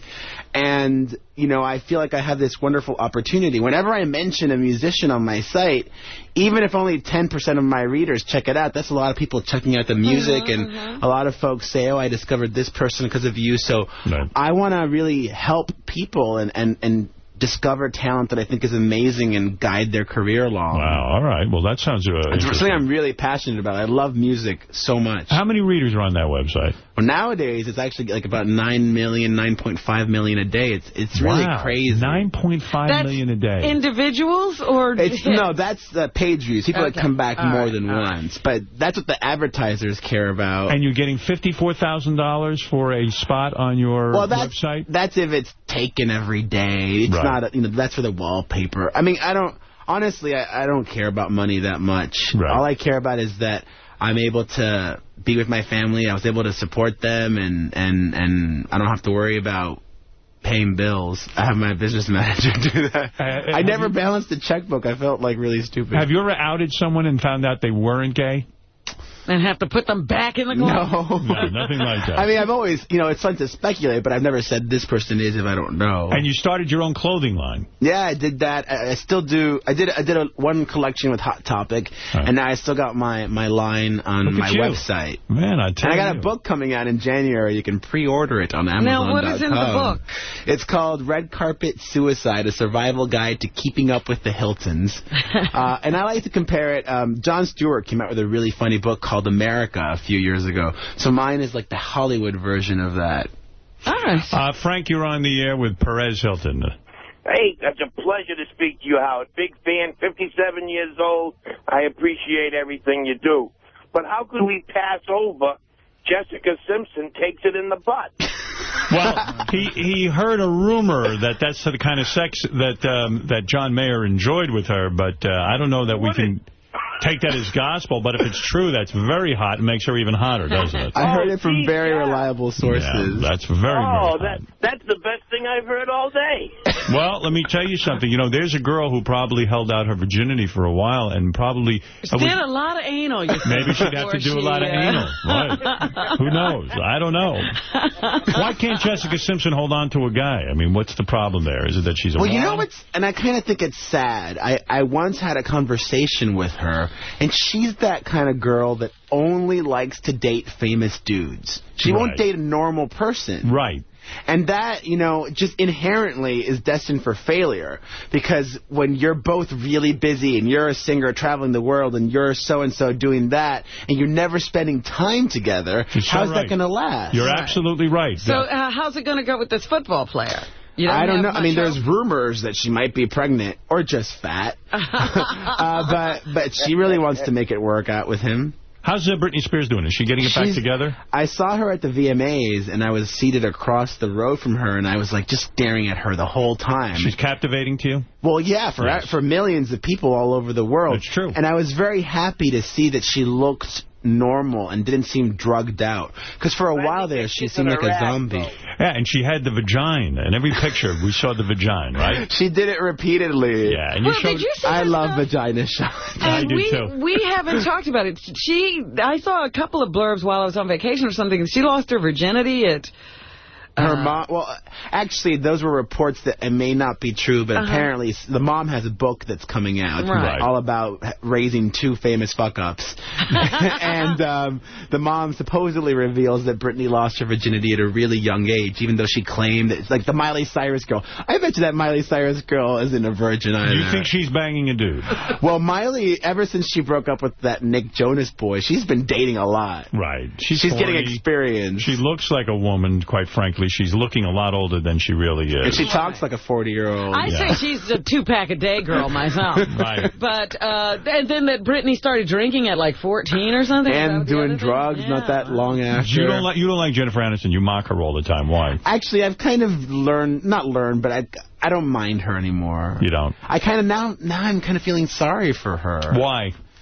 Because she's just like the Jessica Simpson of the 40s. Right. And actually, I appreciate the fact... I told someone this the other day. I said, the reason Jennifer Aniston can't hold on to a guy, she's another one who insists on only dating celebrities. Famous guys, huh? She's got to be with Vince Vaughn. She's got to be with Brad Pitt. They got to be a name and in the business. John Mayer. Yeah, she'd be a super catch for some, regular guy who maybe is doing well and, would really be devoted to her. Julia Roberts married a key grip or something. Yeah. Right. And that's smart. I was thinking about her, and you forget. Remember, she did research on Brad Pitt before she dated him. Did you know really? that? No, yeah, I didn't know that. Him, yes. Yeah. Yeah, she researched him. That's like Katie Holmes and Tom Cruise. That is the strangest looking couple. Do you point that out? They're very bizarre. But, I'm surprised they've lasted this long. And she's too tall for him, right? Well, he likes tall girls. He certainly does. Well, there's always so much to talk about with you. Perez Hilton, by the way, I should say this. You go to his website by merely putting in PerezHilton.com. That's it, P-E-R-E-Z Hilton.com. And you still love hanging out with the celebrities and... I love staying at home. I don't leave my house from Sunday night through Thursday night. I love working. I love doing what I do, and I feel When's really the last time you blew a guy? I got blown 7 months ago, but I didn't blow. 7 months ago, you got a blowjob. Yeah. That's it. Boy, that's. I figured you'd be out having a party. you know, I'm available. Anyone can email me at Perez@PerezHilton.com. Send pictures. Let me tell you, there's so much more to talk about, and I'll let Lewis have the last word, and then we'll go on with it. Lewis, you're on in Brewster, New York. Robin, just to let you know, two guys kissing, it's fucking gay. Oh, yeah, there's no doubt about it. That's confirmation. Thank you, sir. Mr. Freeze, you're on the air. Go ahead. Yeah. Did you ever cry in therapy? Me? Yeah, you fag. Yeah, I did. You know, it seems to me... Well, now we're outing Howard. Yeah, I've been in... Yeah, I might as well come out of the closet. I'm gay because I cried in therapy. No, actually, it seems to me like your therapist is most proud of you. The goal is to cry in therapy to show that you have emotion and shit. Well, to actually tap into it, I guess. And if you manage to cry in therapy, which I've done like 2 or 3 times, he's so proud of me. like wow, you're a brave man. You're able to do this. And so I don't know. They get you into the mindset that it's okay to do that. Did you cry yet in outpatient therapy, Artie? No, not yet. Not really, Artie. I'm working up to it. You surprised by that? Yeah, I'm shocked. I did make out with the guy, though. You did? No? My therapist. My ears perked up. So they're moving right along in therapy. Yeah, we're really hitting it off. Let me tell you something, Perez. You're doing all right. Thank you very much, I Howard. like your website. I think it's appreciate done it. very, very well. And, Tell Beth I say hi. Oh, you'll see Beth. She's here. All right. Well, I'll go say hi. You see, she'll tell you everything that's on your website. You can quiz her about anything on your website, and she'll know it. Well, maybe you could send me the wedding picture and not give it out to everyone. Honey, are you here? Hey, Gary, is Beth here? What? Ask her any question. You want him to quiz her? About any celebrity. What? She's here. Ask her if she wants to meet Perez Hilton. Okay. I'm telling you, she's on that website 900 times a day. Between that and texting. Girls got to stay informed. She loves that gossip. It's research. Yeah, she reads that. She reads Us Magazine. She reads all I know she reads all the tabs, and she's always into page 6 in the morning. Hey, hon. There's my... Look at her. Oh, my goodness. Hello. Good morning. Hello. You too. Your website every day. Oh, thank you. How many times a day are you on PerezHilton.com? Me? Yeah. Oh, just once. Oh, that's a lie. No, Come on. that's not true. Honey, you're on there all the time. So embarrassing. No. Tell the truth. You're on there a lot. You're just on there. once. But every day. Well, thank you. That's how I knew that you were on today. Perez, ask her anything about any celebrity. She can tell you. Oh, honey, that's really embarrassing. Come on. Go ahead. What do you think about Howard liking Avril Lavigne? Oh, you always had a little crush for her. I mean, I like her. Yeah, I like her she's music. good, and she's cute. You think she's hot? Right. Yeah. No, but Perez, ask her any question about. What's on the ask her like the name of Adam Sandler's kid, and she'll know. I don't know that. Oh, you don't know that? No. Well, thankfully, I don't talk about the kid that much. No, you're mean about some kids. You know who you're mean about?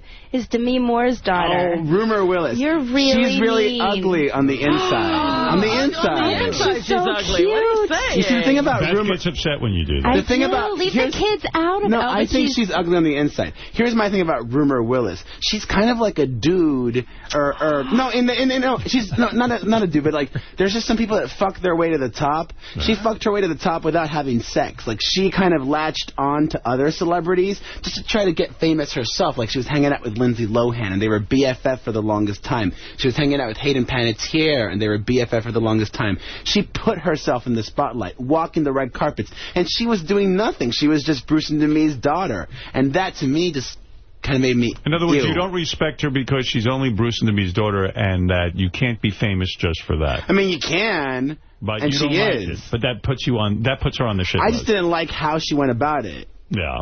Yeah. You know who else you're mean about? Is Adam Sandler's baby. I just That's talked to him about mean. that. Yeah, you did. That was really mean. That's wrong. And wait, who else was I mad at you about? There was one more. I'll think of it. But you love it, huh? That's quite a rock. Are you going to send me your waiting picture? Oh. You should. I don't know about that. We were talking about that. We actually or gave maybe up the honeymoon picture. You're going to go on honeymoon? Nah, we've been on a million. Well, I mean, we'll be... My life is a honeymoon. Oh. Thank you, sweetheart. Didn't something wonderful happen last night? We can give Perez the exclusive. What happened? What happened? I made love to her. You go right about that, Perez. It's the How first often time. do you Go do ahead, that? quickly. Get on your you website. have a really bad picture of me that you put up. We need to... Update that. All right, you got to send me the wedding photo. What else don't you like about Perez's website or like about it? I'm informed by it on a daily basis, but there's another child that I'm upset over that you talk about. Rumor Willis, the Sandler child, and then there's one more that I get so upset about. Oh, not even a child. You're mean about Lindsay Lohan's girlfriend. Is she a nasty person? Very. Is she? Oh, see, I don't know her. I know her mom. Person? I love her mother. Her mother mother's seems awesome. Cool. Her mother's what's the her coolest. mother's name? Ann Dexter. She's I really saw a cool. video of her leaving Mark Anthony's birthday party, like blitzed drunk. She's awesome. She's really cool. Yeah, she's friends with Tony and Randy, so I've hung out with her. Oh, you know her? I don't know the daughter. I don't know any of the kids. I know the mother. Yeah, and I always feel bad because I think the mother is awesome. Now, how is Perez mean about Samantha Ronson? My nickname for her is Saman. But it's just me being silly. But that's what makes the website interesting. Yeah. And no, I love it. I'm just saying, these are the things that... it can't all be nice. Well, you've met your hero, honey. Oh, no. Perez Hilton. Well, congratulations. Wait, so is the wedding like this coming week or weekend? It's very soon. That's what I heard. I heard from sources it's very soon. I just had my first dress fitting yesterday. Finally. Who's the designer? Georgina Chapman from Marquesa. Yeah. Ooh, fancy. Very beautiful. Perez, how much did you pay for that exact date, Perez? Pay for the date? Of the wedding. Well, I think I heard it's literally within days. Well, I could get you an exact date. And I heard it's in New York. I thought because there were rumors it was going to be in Florida. Or all Florida? Yeah, it's in Florida. Yeah, it is in Florida. I heard it's in New York within days. And people are from all over the country are traveling here for it. That's right. You're kidding? It's like a pilgrimage. People don't believe it. I'm coming in from Hoboken. That's right. Well, listen. Beth, congratulations. Congratulations. She does. She looks wonderful. Thank you. That's fantastic. Marathon training. I know she does, but I'm saying. Well, she's You put my charity on your website. I did? No, you can't. I should. Oh, yeah. because you've been doing that. Give me the info. I don't know. What did you say, honey? He puts sometimes charities on his website that people should look into, and I said he should put my North Shore Animal League. I will. GoBetho.org. I'll make sure to write that down. Cool. All right, that would be good. Artie, no, she looks good. No, I'm saying, Howard is saying that you're running a lot and everything. Right. And but I don't know. Man, I think you look toned and tan and blonde and she's bikini model. She's really proud of her arms. She showed your muscles. No. Go ahead. Stop it. I don't have muscles. You're so mean. She's been running. First of all, I did my first 18 miles. Wait, if you're getting like a custom-made Marquesa gown, you have to show that off. Maybe she could just have a picture by herself. Yes. That you could release. Oh. Yeah, I don't care about that. That's fine. The dress is so beautiful. You could have one of those magazines. I don't want to be an exclusive on the dress. Yeah, I don't want to be a douchebag. Yeah, we've been approached by all the magazines, but in respect to Howard, it's not his thing, so we turned them all down. So you just do yourself in the dress and maybe talking about the preparation and all that stuff. Oh, maybe that. I don't care about. I mean, you know what's interesting about it? Like Beth is the kind of girl I couldn't think could get hotter, but she actually got hotter. Oh, Artie. Seriously. Well, that's what I insist on. You look a little better, too. Yeah, you have to get hotter and hotter. No, the problem with this marathon training is, like Beth had the worst cold for 4 or 5 days. Really? I'm still sniffing. She ran 18 miles. Wow. And then she ran another 6 miles the next day. And she blew out totally. And then she's unavailable to me. I had sex with you last night. That was the first time because I was so sick. She was sick and I had to wait. That is amazing, though. What she's doing is amazing. It's amazing, but yet I really don't want it anymore. He doesn't like I'm against it. The only marathon she should be running is you. Huh? No one has had the sniffles that bad in here since A.J. Bennett. Meanwhile, you're so much cuter in person. You put horrible pictures of yourself on your site. Well, thank you. If you know any hot gay boys, let me know. Are you single? Very. We know some great gay boys. You do? Yeah. In Los Angeles? No. Oh, no. Well, I'll come visit more often. I love New York. I love it here. Apparently, they don't know any hot single broads. No, we don't know that. They don't even know any hot we do, guys. actually. Beth is coming Mom in here. coming in with a hot single broad. Beth's friend Jill is coming in. I'm sure she'll love yes, she actually brought you a treat. Really? Yeah. A treat? Yeah. Does it rhyme with Mahina? I'm not going to say it's her treat to bring. Does it rhyme with Merowin? And Artie, this girl is a nice girl. Don't try to write her a check right And don't try to corrupt her. What's with the check writing? What am I, Jerry Springer? I'm just kidding. Hey, can I see the ring? I never saw the ring up close. You never saw my ring? Not up close. That is like a bauble or whatever you call it. Wow. Now, is that just the engagement one? When you get married, you get a different ring? Yeah. You got to get the wedding ring. We got like Lisa G. You guys did that, right? You guys, Where is your wedding rings? Do I have them? You had them. No, you have them now. No, I have them. So I have to give them too. Yeah. But did you see my tattoo? Yeah, I put that picture up. It. Can you see it? That's an H. It's in the henna color. It's brown. I got to look at it You closer. look closer. Yeah. Listen, enough of this. Enough of this Gab Fest. It's the view in here today. Yeah. I'm looking at the ring. I said, I feel like Lisa G. You're like Lisa Gigantic. You're the Sherry Shepherd of this group. What is it, Evan? Yes, Evan, you're on. Hey, now. Hey, Perez. Yes. Yeah, would you ever bang that dude from Tokyo Hotel? Or is he too effeminate for you? You know that is a dude, the one right? with the crazy... Yeah. Is that a dude or a girl? It's a dude, but he has the most lovely, manicure. I saw him up close and personal at the VMAs, and he claims to be straight. Really? But, I mean, he looks like Boy George in the 80s. Yeah. Like, Gorgeous, exactly. Yeah. He looked like a hot chick to me.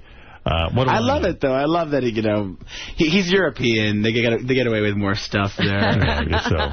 Well, you are Beth's hero. And congratulations. Nice Within days. How exciting. The final countdown. Do you know Perez gets up at 4 in the morning and works till like 4 or 5 at night? Really? It's that? No, and then I go to the gym, and then I come back and I work at the evening. But I love it. Stays home from Sunday to Thursday. So. He runs You're really successful. Oh, no, it's I work hard. huge. Everybody knows you. You know, my mom's happy. He hasn't had cock for 7 months. Come on. Oh, honey. He hasn't had any cock for 7 months. Well, I'm here till Saturday, so if any of your gays just want a one-night thing. Gay friends. Yes. Well, here we go. Once again, it's PerezHilton.com. Perez, always a pleasure to have you in here. Thanks for having me. We have to take a break, and we'll be back right after these words. Okay. Yes, Pete, you're on the air, and then we'll get to Beth and Jill. They're in here to promote some stuff. Pete. Yeah. What's up? Great show today, Howard. But sounds like Robin's very jealous of Beth today. This is Pittsburgh Pete. Oh. Have you guys noticed that she got a little bit of a combative thing going on with Beth already? First of all, the word's combative, Pete. No, it's combative. It's combative. Okay, that's fine. But would it be that maybe Beth raises more money for her charity than Robin does, or Beth's unemployed but still richer than Robin? Robin has a hard time with all girls who are with me because she's in love with me. But, well, this is a theory you have. No, actually, Robin is very good friends with Beth. They email. I don't know if they're up to texting, but I know they email. Beth is constantly texting. Constantly. Now, does it have anything to do with that Beth's going on the Tyra Banks show today? And initially, that should have been the Robin Quivers show, but she never got her show because Tyra took the spot. Wow, you are reading a lot into this. Absolutely. Robin, any comment? I'm going to watch the Tyra Banks show today to see Beth on it. Are you upset that Beth doesn't have to put tubes up her ass, but she's still skinny? No. Pittsburgh Pete knows how to get under people's skin. But he can't. I could care less. I like my tubes. You're not giving him up. Thank you, Pete. All right, let me get Robin. Let me get Beth in here with Jill. Beth and Jill are appearing on the Tyra Banks show today. Yeah. Yeah, and soon to be Mrs. Stern. Yes. I have to ask her about that. Is she going to be Beth Stern privately and professionally? You have to ask her. Hey, Jill. Hi. Oh, your song. I've forgotten about this. This guy died. I feel bad. No, this is y'all playing. You hear the song? She can bring me joy like a little boy on Christmas Day. Something happened I cannot explain. You gotta love that. I love this song. Now I know that I will never be. All right. That's when I see Beth smiling. Yeah. Jill, hi. Hi. Jill is Beth's friend, Jill Martin. She is also a broadcaster for the New York Knicks. She's on the MSG channel. Is that right? She interviews the sports guys, right? Do you ever go in the locker room and interview? Yes, I do. Do you see them nude? I get asked that question all the time. And the answer is? And it's a very professional environment. Right. I'm one of the only women in the locker room. Right. So I know what you're looking for, but it's a very professional... She had to say that. You've seen some, you told me. I do my interviews. But you see Peni. I've seen Try not to look down, or what is that? I am really much looking for the big interview. So when I walk in, I'm very focused. She's lying. I'm very focused Jill, on getting that big interview. But Jill, why is it so weird? I mean, in a sense, like you would never see a man walk into a woman's locker room while they were showering.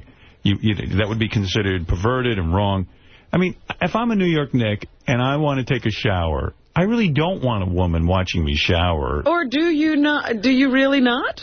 No, she sees them naked. No, well, I mean, I'm not in the shower. I know you're not in the shower, but they're there showering while you're doing the interviews in the locker room. Well, there's a locker room, and then there's an entirely separate room where they go, where I'm not allowed in. So you've never seen them standing there naked?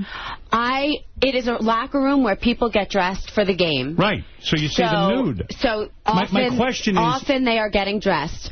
But I really, again... Does it make you uncomfortable to see them nude? I've been doing this for 10 years. Right. And so at the beginning, when I used to walk in the locker room, it was definitely disconcerting, just getting used to the environment. But now I'm very comfortable with it. And I really... I enjoy it. Did Isaiah Thomas ever hit on you? No, Isaiah was nothing but pleasant with me. And I actually did visitors' locker room last season.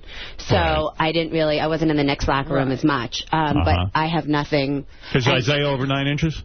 Well, I'm really looking forward to the season. We have a new president, a new head coach. But seriously, do you understand a man's discomfort? Like, I mean, like, let's say you walk in, you're an attractive woman, you walk in. Thank you. And you see this woman standing there, and you're nude, taking a shower. I mean, it could be embarrassing, right? You think? I think that the guys would not mind that. I don't know. If I walked in here, would anyone, I mean, yeah. Except for Robin? I mean, do guys ever get wood when you walk in? I had to put my pants on.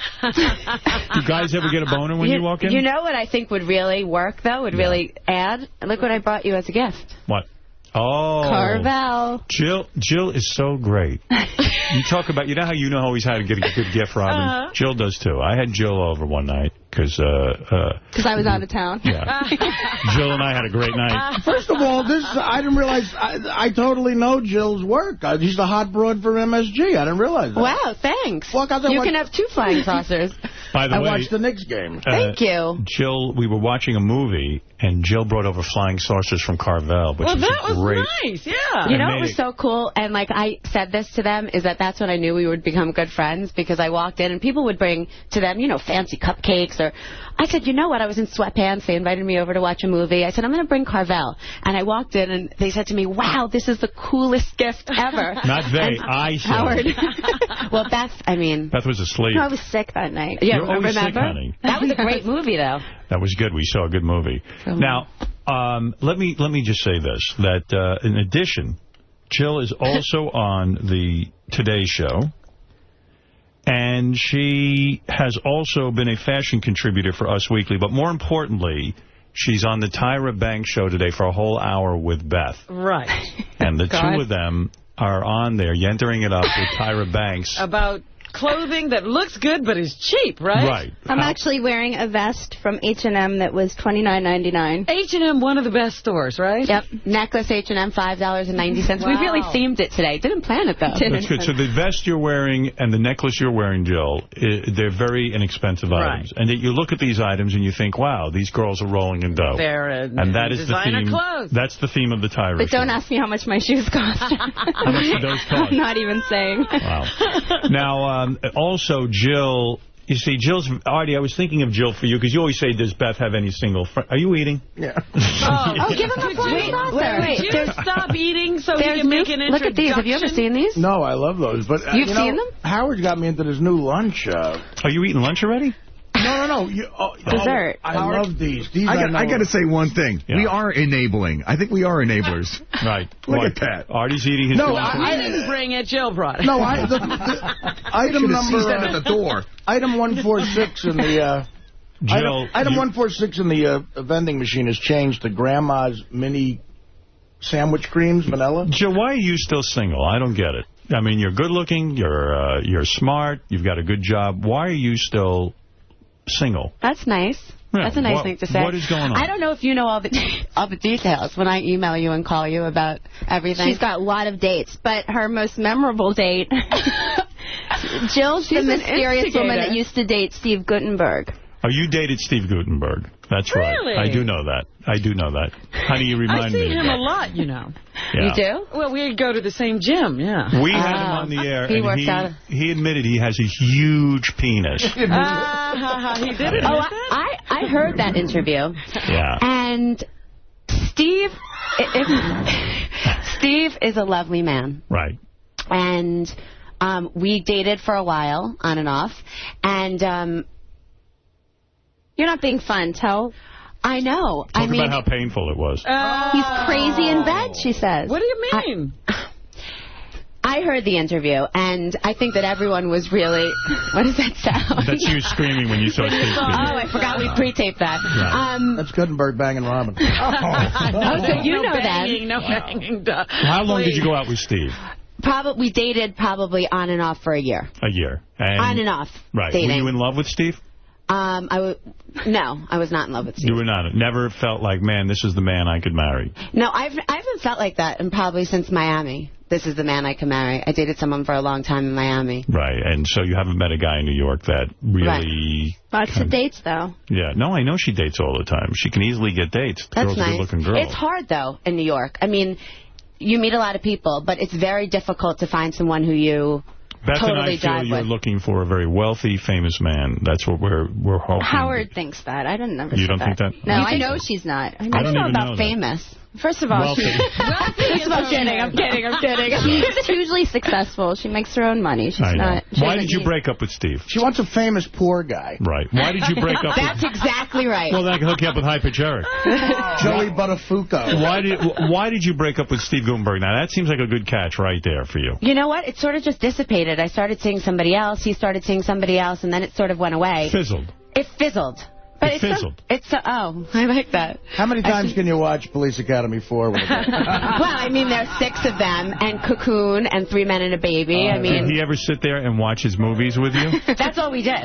Is that true? We would order in. Yeah. And we'd put in Police Academy. Right. And we'd watch the whole thing. 1 through 6. There's 6. Are you kidding me? Obviously. I'm not. I can imagine that. We only watch 1 through 4. I have heard of famous actors. I remember I read a book. It was written by the Major Domo, who worked for... Right, that guy who was the butler to He worked everyone. for Phil Donahue and Marlo Thomas. And Marlo, he claims, I don't know if it was true or not, but Marlo used to put her movies on a loop when people came over. Marlo had no movies. That girl and some movies she did. Can I talk about our first date? Yes. Howard invited me over to the apartment. He ordered in Nobu, which was very fancy. Right. And he put in the whole series of Son of the Beach. Wait a second. That's different. I'm not in Son of the Beach. I'm not in Son of the Beach, and you knew that I had to watch them because they were waiting for approvals. You didn't do that all the time? That was your first date? No, I'm executive producer of this our show. first date, we were watching. And I'm waiting for approval. God, I'm shocked that she accepted Beth another had been date. offered a role, unbeknownst to me, on Son of the Beach, or had auditioned for a role. One of your agents told you about it, and you were curious about the show. You said you wanted to see it. I have to defend myself here. Well, how did she know you had it?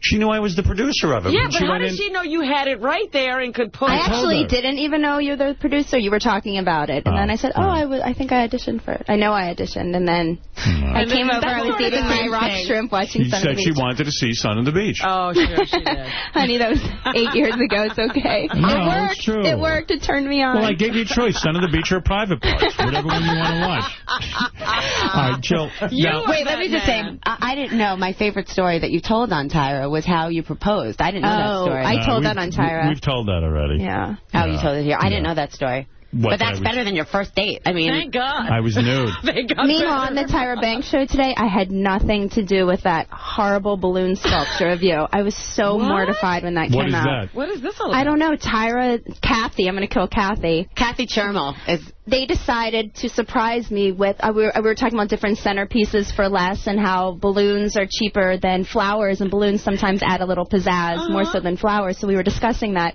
All of a sudden, Tyra, there was a drum roll, and out comes this big balloon sculpture of Howard in a tux, and it was so horrible. And so embarrassing. And so that's what they're using to promote. And I'm so embarrassed. I can't tell you how glad I am that you're I'm just putting it out there now. It's horrible. Well, horrible. The best was, though... Artie, why is that so funny to you? Artie's enjoying it. I'm glad we let him know now. Remember I told you I didn't even tell him. Why did I have to be included in the Tyra Banks? Well, because that's the only reason I'm on. No, this is not true. You want to know something? I'm going to say something about That's not Beth. And ladies who are listening, you'll like this when you watch it. Beth really knows how to shop for cheap shit and make it look good. And she has a lot of good thoughts. That's why you were on. I can tell you for a fact that there are a number of times I've admired something Beth's been wearing, and it's always been like the cheapest stuff. It's Filene's like basement. Can I play the devil's advocate here, though? Go ahead. Let me play. Thank you, Robin. Yeah, it's true. Play devil's advocate. If Beth was naked getting ready to go out for the night, and you threw dog shit at her, and some of it sort of hit the side of her, she'd look fantastic. No, but I know a lot of good-looking women. Make me look good in a $10 shirt. Can I tell you something, though, Artie? Yeah. I know a lot of good-looking women who were not good dressers. They don't know how to dress, I swear or to you. they think if they're going to be dressed well, everything has to be designer. That's right. I am telling you that a lot of women who, I'm talking about model looks, who do not look good in their clothes. They don't know how to put it together. Right. That's all I'm saying. But I'm thinking of somebody else who once came in here, and everything she was wearing was designer. And it was fine, but she didn't have to spend all that money. She was a good-looking woman. Don't get me wrong. I love designer items, and I splurge. My thing are shoes and bags. I will buy, because I think if I wear, today I'm wearing a dress on Tyra that was $19.99 from Century 21, but I'm pairing it with Louboutin shoes, and then I carried a Chanel bag. So, so that's good. I pair the cheap with the designer, and that seems to be my choice. But you can really find great things at these discount places. Jill, get back to Steve Guttenberg. I just have one thing to say about Beth, because I just want to say this. And she really, the other day we were talking about a discount website. Do you remember? And you said to me, log on, because it's... if she joins, I get a $25. But it wasn't like made up. It was just to me. But she's so real. I mean, you could buy whatever you want. And it was just like a really raw, real... What do you mean she can buy whatever she wants? Well, I mean, she makes everyone... I mean, when you said it's because of Howard, that's not... I mean, she makes her own money. She's a model. She's a host. Her thrill is to find a bargain basement deal.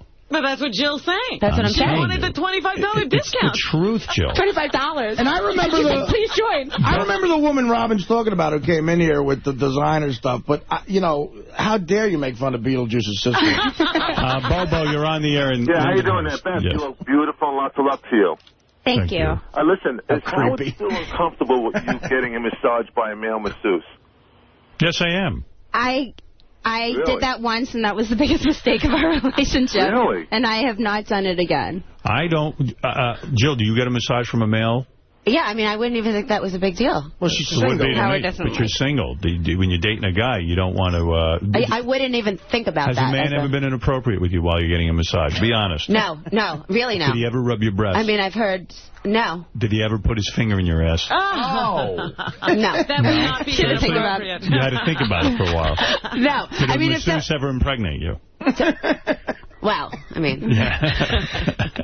No, my point is, I had a friend who was a male masseuse, and he said almost to 99% of the women... You had a friend who was a male masseuse. You've never said this before. I don't know what you're He was a trainer years ago that I had, not from the gym I'm in now. He went out and got his massage degree or whatever. I mean, real legitimate massage. Nice-looking guy. And he said every time he goes to a woman's house on Long Island, he ends up going knuckle-deep in her ass. What? They almost beg him for it. In her ass? That's such a lie. It's unbelievable. Knuckle-deep. Robin, do you believe that? I swear to God, the guy said to me, it's unbelievable. They all want to get laid and this and that. Now, look.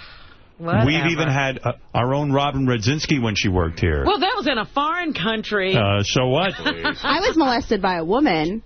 masseuse. That was the hottest thing that ever happened to us. Howard makes me tell the story in the middle. Tell the story again, honey. And slowly. This girl was so hot. Yeah, because you had a massage by I went her first. too, right? You saw her. And she wanted me to get naked for her and stuff, and I got freaked out by it. Right. She definitely wanted, to go. She wanted you, but then she No, couldn't she have you, wanted so you. she resorted to me This because girl- I had never had a massage before. This girl was so good looking.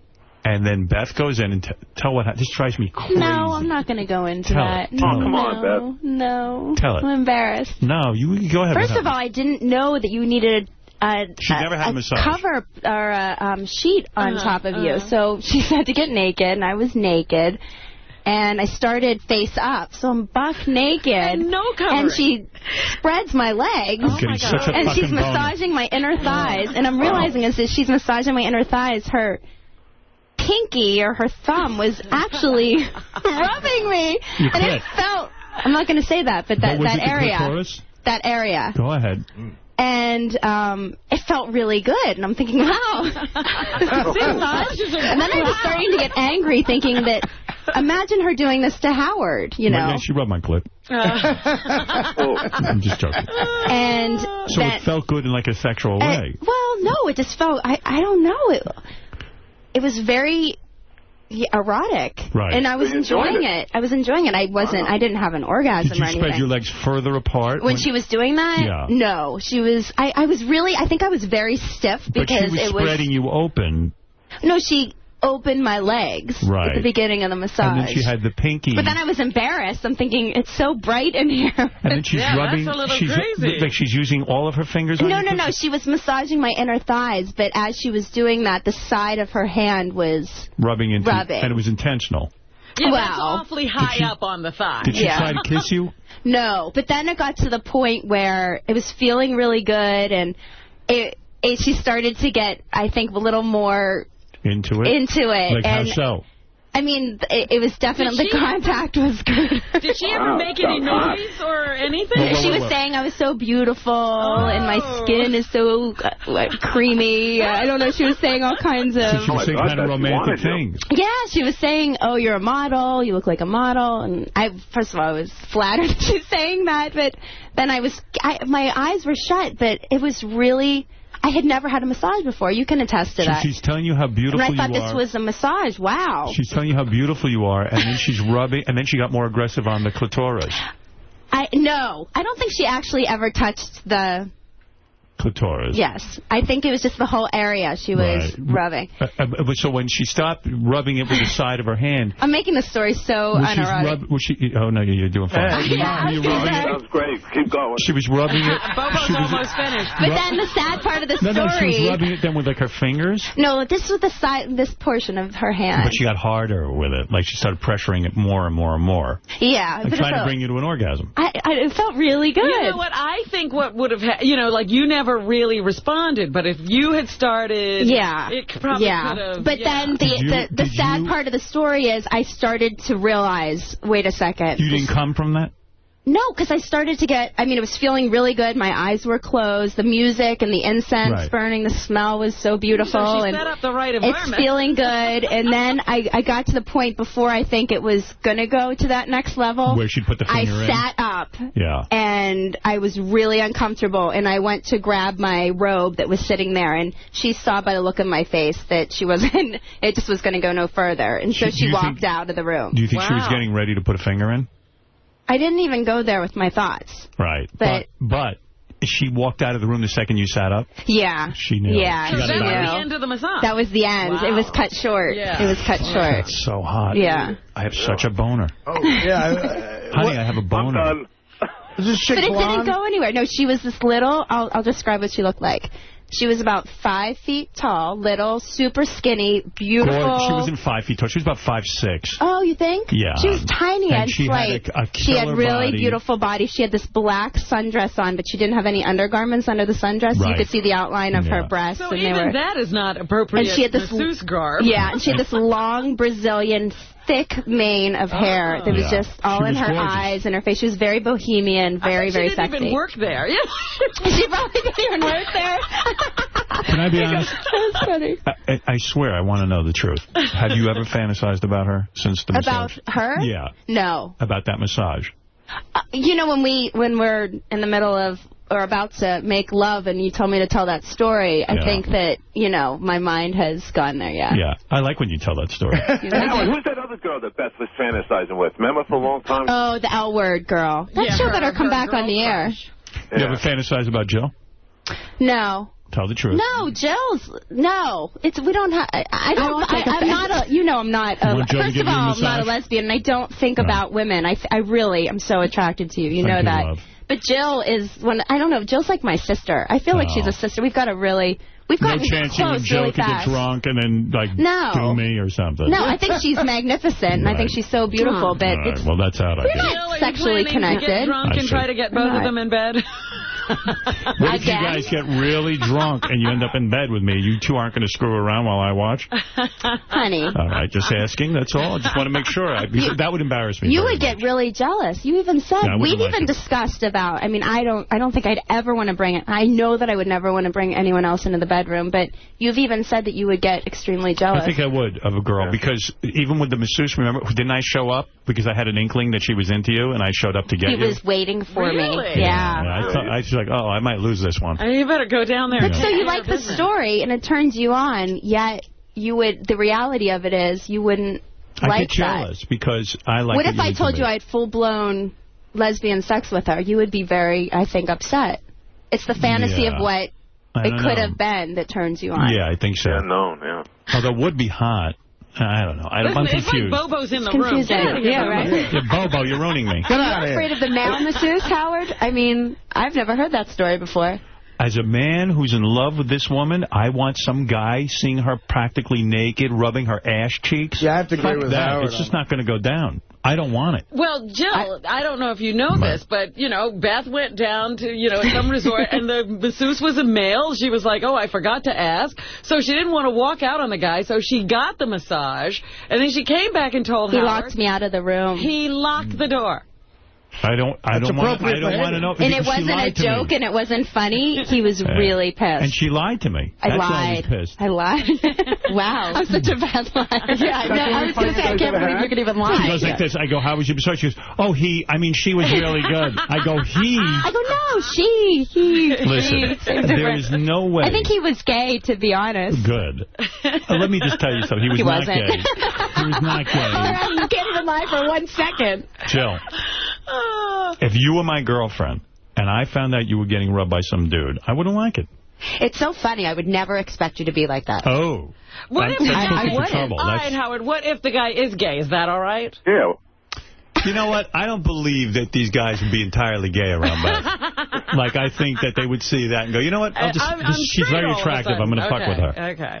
But she's running the marathon, and she really needs. I mean, well, she gets a massage from a girl, and she's a great female masseuse. I do. Once a week, I have a And I sure as hell I'm not going to pay for some guy to rub my fiancé. Meanwhile, how cute is my masseuse? Very cute. Very cute. Yeah, I've gotten massages from her. That's fine. Yeah. That's fine. You don't care if he gets a massage from a girl. Of course not. What am I going to do? Where are you going? Where am I going? I have nowhere to go. I got to ask you a question. What is it, Dominic? Go ahead. Beth, could you tell that story about the masseuse slower this time?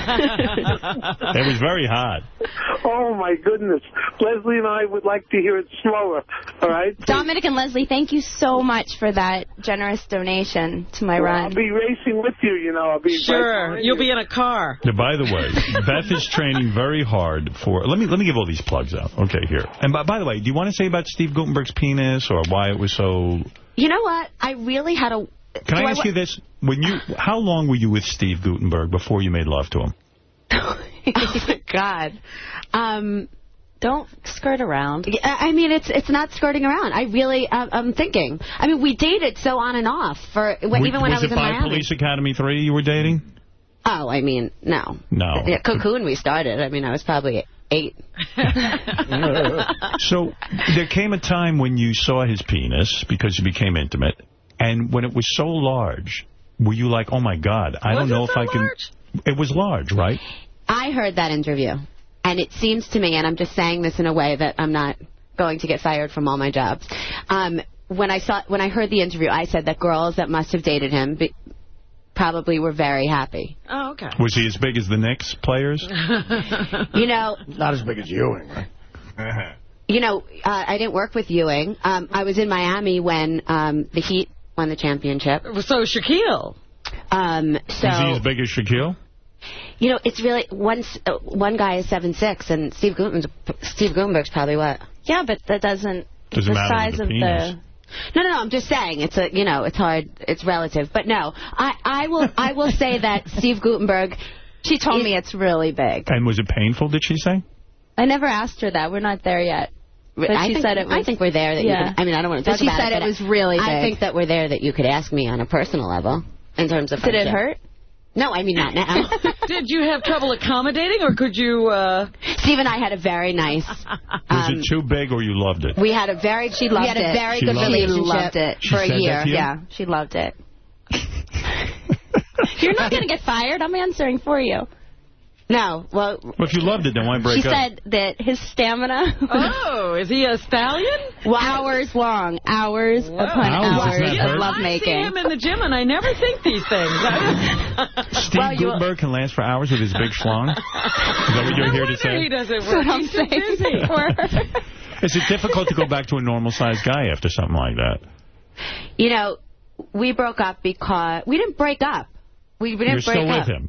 No, we just didn't break up. Like, I mean, I am sure I will hear from him after... Right. I don't think she's made love since. Really?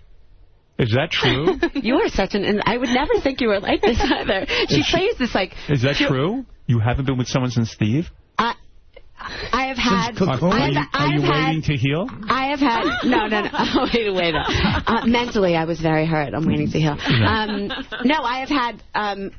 many boyfriends, not really boyfriends since. But Steve wasn't my boyfriend. I mean, we dated for... Yeah, but you were making love to him. He was your boyfriend. I mean, he was your sexual partner, and he was very large. And I'm wondering what it's like to go back to a normal-sized penis after... Can you go back? Yeah. I understand. Yeah, I couldn't really tell. I mean, we kissed for probably, I don't know, probably a year. Wow. You know... Wow. That makes That's no the sense. right answer, Joe. All right. Beth and Jill will be on the Tyra Banks show today. You should check them both out. You can check out Betho, my fiancée, on the cover of Country Club Quarterly on newsstands. Oh, no, you're bringing that up? What is Country Club Quarterly? Yeah, I don't what is even that? know what that is. I mean, I have it here, and I showed it to everyone, but what is How that? do you have it here? How did you get it? You sent it over, didn't you? I didn't send that over. I wouldn't send that over. Oh, I haven't seen that. It's really great. The guy did a great job at the interview. I don't know. It's one of those magazines that I was asked to do. It's promoting my marathon run in the Wildlife Rescue Center of the Hamptons. Beth is also, when she's not texting, she's running. Yes. And she loves to text, and she loves to run. I don't know how you're doing that. I'm so... I hate that texting. Amazing. She doesn't Not text. texting. I've never gotten one text. When we're at dinner, she I texts. hate that running. Did he said that my the other day brothers. that you text in the middle of dinner? It's my my younger brother's in Singapore, so... Oh. Yeah, so. But you text all the time. Family though. members. You've become a texting addict. With your daughter and I text. I know, but you've become very Is it involved. annoying? No. It is. I'm sorry. It is. I hear what you're saying. I like it, but... No, you don't like it. I hear you. Who are you texting every My minute? brothers. No, there's more than just your No, brothers, my right? brothers. Really? Yeah. All right, well, it's fine. What am I going to do? Beth is also training for the New York City Marathon, and she is doing it for the animals at North Shore Animal League. And if you want, you can sponsor her at gobetho.org. And a lot of our listeners have, and I thank you for I want to thank all of the listeners, Robin, thank you. Your fans are so incredible and so supportive, Very and thank you generous. from the bottom of my heart. So generous. And if you want to see the woman who takes Steve Gutenberg's full load. I can't believe I've accomplished so much. And that is like my claim to fame. I mean... On this show, yes. You've seen all the athletes nude, but Steve Gutenberg somehow managed to surpass them all, and that's an impressive thing. He was not intimidated by what you had seen before. Were you intimidated the first time when you saw something like that? Were you like, I don't know if I really want to go there? Well, what a summation of my life right there. And did he have that big goofy smile on? Did he warn you ahead of time? Did he say, look, I'm going to show you something that might startle you? You think he has a goofy smile? I think he's very handsome. I think he looks just like... I told him that he should do a remake of Cocoon and come back as the older person. I see. He should be one of the old he's very handsome. Very. Yeah, you see him all he the is. time. He's in our neighborhood. I think he's the cutest guy I ever saw. I mean, I think he's a good-looking guy, but he smiles. He's sweet. Who are you dating now? No one. I'm dating. You're dating. Nobody special. Nobody special. I mean, Don't wait too long. You got to hook up. Find the right man. Don't be too particular. Okay, no. I'm finally, and I was telling Beth. I mean, don't, it doesn't have to be a superstar. It's not a superstar. I like someone who is proficient in one field. Right. I don't want a typical, guy that is, I went to Michigan with, and then I graduated, and then we get married, and have 2.5 kids. I don't want that kind of lifestyle. That's what makes our friendship so attractive, is that. I see. All right. Because, Because you're very normal. I got the catch of the century. She got a catch. I mean, I'm the greatest.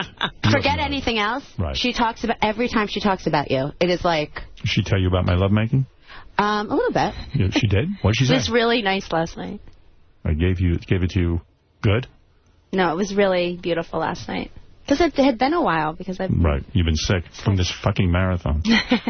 Howard can't wait till November 2nd is over. He's complaining about it constantly. He's just like, this marathon. You didn't know that after this marathon I'm going to train for the Paris Marathon? No, I didn't know that. You're not doing it. No, she's done. My model girlfriend's training for a marathon. I'm very needy, Artie. I know, but every time I see her body, she looks so amazing. Her body is in such amazing shape and so dedicated. I mean, we can't have dinner. We go for the early bird. We're the only people at Nova. We go to dinner at 6. She's naked. I see her naked. Her body has become magnificent from this training. I saw her in panties last night, and it was fantastic. And it was great. And then I did what I had to do. I climbed the board. Not like Steve Guttenberg, who doesn't even need to move from anywhere. He can nail you from any location. From across the room. He better be getting a lot of dates out of this. That's all I have to say. I'm sure he is. Marianne from Brooklyn, you're on the air. Beto, you know I adore you, but why on earth did you pose with that goddamn balloon? I mean, couldn't you have reposed? I know. And Beth, let me give you career advice. You do not have to go on TV to say, oh, wear Christian Louboutin with a $5 skirt. That's not your bag. You are better than that. There's a million shows like that. You are into nature and animals and fundraising, and I give you props for the marathon. What is she talking about? I don't know, but you can check me out on the World's Ugliest Dog competition on Animal Planet at the end of October. Texting, and what on earth put you on the Tyra Banks show with that terrible balloon for Howard? I'm so... Oh, you'll see the show. That's such a small part of it. It's really... Marianne, don't stress out about it. Thank you. It was horrible, but when is so the World's Ugliest Dog? At the end of October. All right. Oh, by the way, now, my question is, are you going to be Beth O. or Beth Stern? Thanks, Robin. Come on. Thank you. Why is it such a secret? What are you going to be? I'll take that up with you after the Jill, show. if you were marrying me, wouldn't you want to be Jill Stern? Well, it's funny because I was creating something for to give, and I was thinking, what do I write? Oh, the shirts I sent. Yes. And so I was thinking what to write. I think that Beth O is your signature, so Beth O Stern. Beth O Stern. No. That was my joke, but it's becoming a reality. I don't want a joke. What do you mean a joke? Why is that a joke? Stern. That's silly. That's Why? Silly. The name is Stern, is not O. Stern. I signed Stern, though, on the... Did you practice spelling your name as Beth Stern? Did you ever sit in your room I alone? never have done that. I don't believe that. What's your middle name? Ann. B-A-S. Okay, because I was going to say... Terry, otherwise, it's B-S. Terry in Detroit. Well, what is the answer, honey? Answer Robin's question. What is it going to be? I mean, it's time to decide. I think I'm going to go by Beth Stern. You are? Oh, look at his face. Oh. What do you think of that, was a nice Artie? announcement. That's good. Artie's very old-fashioned. He likes that. I like that, yeah. He likes Beth that. Lang. I like that, honey. Very honored. I like that even better. No pressure, but I like that. You got your face lit up. It did. I like it. For that reason, I will do it. Terry, what do you want to say? Good morning, all. Beth, we all know that Howard absolutely does not want any more children. No ifs, ands, or buts. Now, he said that you're opposed to him getting a vasectomy. I never said that. Oh, wow. That's not true. I never said that. Go get it. If he wants that, that's fine. I never said that. She said... Throw out the rubbers. She just said to me, though, she knows I would never get a vasectomy because I'm such a hypochondriac. And I'd freak out. Once they slice my balls, I'd think something was wrong. Have I ever told you not to get a vasectomy? Never. You not never at all. told me that. No, I would not be opposed to that. She told me to go get one. She said, if you want to go get one, go get one. Well, Howard, you quit being a pussy and go get a vasectomy. I like it was accusatory to me, and now you're the Guy's pussy. going to cut a hole in my balls. I mean, that's just scary. Oh, there's nothing to it. Yeah. What does Gutenberg do for rubbers with that big schlong of his? Does he glue two rubbers together? What does he do? Honestly. Should we try to get him on the phone? Yeah. No, honestly, what does he do? Does he use those, what do you call those? Maxims? Maxims? Is that what they call? Magnums. Okay. Do you know the name Magnum? Do you know what that is? It's funny that no one knows the name of them here. No, which is not us. We only heard rumors. I know it right away. What is it? What's the name of that? Do you know the name Magnum? Do you know it? In terms of liquor? No. Do you know Magnum? Do you know what Magnum rubbers are? No. You never saw him with a Magnum rubber. So he's not reading the package when he's using them. Girls know. We use the opposite of Magnum. I'm not going to say anything. We use teeny weenies. No, Gutenberg told us he wears Magnums when he was on the show. Were you aware of that? I heard the interview. I didn't hear that. You didn't hear that? No. He did say that. He did say a lot, though. Yeah, he sure did. You had him on for a long time. Yeah. All right. Well, one last question. Ben, go ahead. Ben, you're on the air. Yeah, how you doing? Miss Stern, will you be converted to Judaism before or after the wedding? After. We would never convert to anything. Howard's becoming Catholic. Right. Your mom's before the not wedding. Stern, your mom's not going to be mad about that? Like, you know, you've seen the movies, how No, she doesn't care about that. Jewish moms get all uptight about that. That's becoming Hasidic. She's going to walk around with those payas and yarmulke. All right, listen. Did I mention everything? Let me see. Jill, no, you got it. Jill Martin. Yeah. And, of course, Beth O. Catch Jill also on the Today Show. She's the fashion correspondent. She's the fashion correspondent Today Show. I watched you the other day. I know, that was nice. You have to watch Weekly. I do all the fashion entertainment. And we love having you at the Knicks games. It's going to be an exciting season. We love having you courtside. Love the Knicks. Knicks might have 10 wins this year. It's going to be it's going to be an exciting year. Another year like that. We have a president so much who about knows sports? so much. How do you know so much about sports? Well, I was a sportscaster in Miami at CBS for 8 years. Right. And then I moved to the Knicks. And so, growing up, I have my father, my brother, and I was captain of the basketball team. Did you know that? Did you know I was too? Artie. See if she knows something about sports. Well, do you know statistics? Do you know players and stuff? No, I mean, I really... You mean like about rules or about she players? knows the game is what she said. Yeah, I mean, I probably wouldn't want a stats test here. What are the two? Give me the 2 seasons the Knicks won the championship. You got to know that. She knows it. She doesn't Why want to did say you put her it's on like, the spot It's like Steve like that? If you're an announcer, I do halftime with celebrities, and I do pregame in the visitors' locker room. You want a question about Ashton Kutcher? No, we got a question about... The Knicks, they're looking to win another championship. Give me the last year they won one. All right, here's an easy one you can answer. That's an easy one. 2 most well-hung Knicks that you've seen in the locker room. Who are they? I'm not answering. You're not going to. You're smart. She has an answer, though. You can see Beth O and Jill today on the Tyra Banks Show. You can check your local listings for airtimes. Check out Beth O on the cover of Country Club Quarterly. Beth's running the New York City Marathon, North Shore Animal League. Jill's going to be on the Today Show. She's a contributor to Us Weekly. And for more information, go to gobetho.org. What is it? Gobetho.org. That's the website. Where's Stephon Marbury from? Here. Where? What part of New York? Queens or Brooklyn? Oh, my God. Oh, Brooklyn, stop, I thought, Artie. no? What difference Eat does another that make? Carvel. Did you I was told to ask her questions. Yes, he That is. has nothing to do with sports. Yes, it is. Yes, it does. No, it doesn't. He's a I don't care local where guy. it comes from. It's knowledge of the teams she works for. He's a local guy. He's from Coney Island. This is really horrible. She said Brooklyn. Coney Island. You have to stop, Artie. All right, listen, Jill, you look lovely and you sound great. Thank you. And Beth O, you are stunning, and I am so proud that you will be marrying me very soon. Who's the coach of the Knicks? Mike D'Antoni. Name one Knick. Oh, you're being really mean. I'll name the whole starting lineup. All right. See, Artie always wants me to introduce us. I'm never bringing him a gift again. One of Beth's hot friends.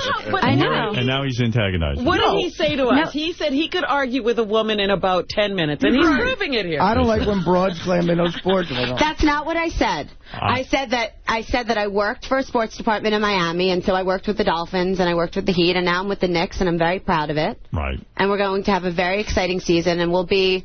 It's not going to be exciting. You don't think a 500 team and they're going to be awful. They're not going to be awful. You know, we have to lighten this up. I know. It's going to be very exciting. Are you offended by that they're going to be awful? They're not going to be awful. I'm sure First of all, last year was very exciting, and Howard and Beth came and enjoyed the game. Enjoyed the game. Love that. I think there's going to be great celebrities there. And and D'Antoni, it just came back from the Olympics, and Donnie Walsh, and it'll be very exciting. All right, very good. And let me just say, you know girls, what I think you ought to do? I ought to think you ought to do your little dance. What dance? The Steve Guttenberg dance? I'm nervous to see that dance. Wow, I can't imagine what that penis must look like. How much you want to bet they're not 500 this year? Oh, my goodness. How about 2 Carvel flying saucers? Oh, come on. How about $1,000? $1,000 that they're not 500? Yeah. Okay. And I'll pay up. When are you going to pay me my $1,000? Oh, that's right. I have it. There, you have an outstanding debt. As a matter of fact, give it straight to Beth. Peter paid for it. Oh, really? Yeah. It'll go to Beth. It'll go to Beth's charity. I'll put you on the spot. Give me the $1,000 and I'll give it right to Beth. I'll put it to Beth goes out of work. I'll just hand my $1,000 to Beth. Why can I give it? Where's my $1,000? I'll do whatever you want. Don't you tell me what to do with my $1,000. I earned it. Well, hand him the $1,000. Yeah. Where's my $1,000? What was there? He's calling me a motherfucker. Because you don't owe me anything. Forget it. Stop. I don't want it. I insist. That's bad karma. I would have paid you. But you were trying. Jill is going to owe me $1,000 in April. So maybe Jill should just give. Jill, just give me my $1,000. Why should he wait till April for his payout? But no, I'm giving him the money. I never do that. You carry $1,000 cash? June until after the playoffs. What'd you say? How about till June until after the playoffs? Well, they're not going to be in the playoffs. I'm just saying, I want the option. So Howard now has to wait till June. No, I'm giving Howard his money, but I got $1,000 with you. That's not 500. Artie's used to bookies not paying up. So. Right. And now he's trying not to. He's still waiting for $75,000 he's owed. Can we congratulate Sarah Silverman on her Emmy? Yes, you should do that right now. Sarah, congratulations on your Emmy. She won an Emmy? By the way, I heard a creative Emmy, right? Yes, she won it for her I'm Fucking Matt Damon video. Yeah, and I heard that she thanked Jimmy in her speech and said he broke her heart. Yeah, she said, I want to thank Jimmy Kimmel who broke my heart. Aww. What is Love her. That got nominated for funniest song or something? It got nominated for an Emmy and won. I don't know under what category. I never knew you could make a video and win an Emmy. Right. I didn't know they had a video category. But it aired on Jimmy Kimmel's show, so I guess... Maybe it was like for a Jimmy Kimmel segment or something. Jimmy's Emmy, too, a little bit. Right. A little bit. A little bit. Where's the $1,000? Trying to where get is out my of it $1,000? again. I got to go to the ATM. Oh, again? You stiffed me. This is 2 days in a row. Stiff. I've never stiffed anybody on a bet. Stiff. How dare you? I can't believe it. Why does he owe you $1,000? We bet on the Bob Levy-Danny Bonaducci fight. The silliest fight ever. Yeah, and I said Danny's going to kill Bob, and somehow Artie got it in his head that Bob was going to kill Danny. No. And, I was trying to build confidence in No, Bob. you actually said you thought that at one point. I know. You're delusional. I am delusional. Well, girls, anything else you want to talk about? Anyone want to say how much they love me? Or I love you, baby. I adore you. I can't wait to marry you. Thank you, Jill. In a couple days. I can't wait to marry you. I better get my dress. I can't wait to marry you. And on our wedding night, I would like to hear the massage story again. For the billionth time. The billionth time. You'll have new things to think about after you see my dress. No. Thank you, my love. You know, people don't realize that they are so cute together. Jill, real quick. And when Howard has a couple of drinks, he does a dance, and he dances over to Bethel, and he goes, "Honey, I'm going to marry you." I do? Do I do He that? has. Robin's seen it. When did I do that? Jill and Artie are hitting it off. They're having You know you're on TV, Jill. Well, everything that you're whispering to Artie is... What's going on with you and Artie right now? Nothing. Artie has a nothing. thing with these women. She was blowing me a kiss. I look up and Jill's not even in her seat. She's crawling over. He needs to get to Artie. You're whispering your phone number to Artie. I saw it. Is that what's going on? Is that what's going on? It's a little weird that it's 900 something. Now everybody knows. Murray Hill 9. All right, listen. Who are your famous friends? Are you friends with, let's see. Chris Rock You're on from the the Today Show. Are you friends with, what's her name? Matt Lauer and what's her name? Are you friends with Matt Lauer? Friendly. I mean, Kathy Lee. Kathy Lee Gifford and Hoda and Are you Natalie. friends with Kathy Lee? Have you been to her home? Yeah, I haven't been to her home, but she's been very gracious and amazing to work with. I mean, just such a lady. Really? She's really an unbelievable woman, really. And I was an intern, actually, when she was at Regis and Kathy Lee, so I knew her then. But she's just...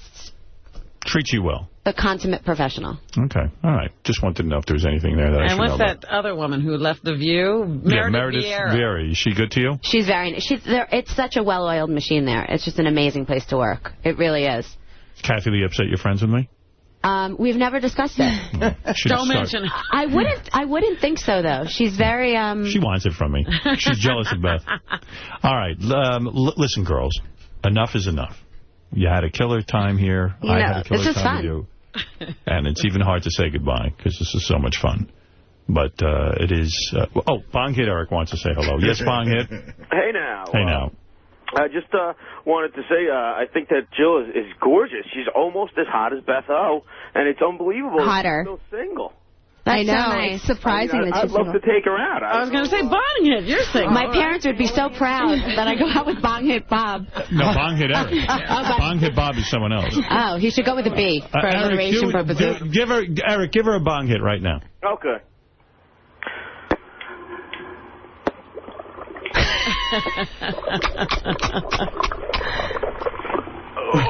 Good.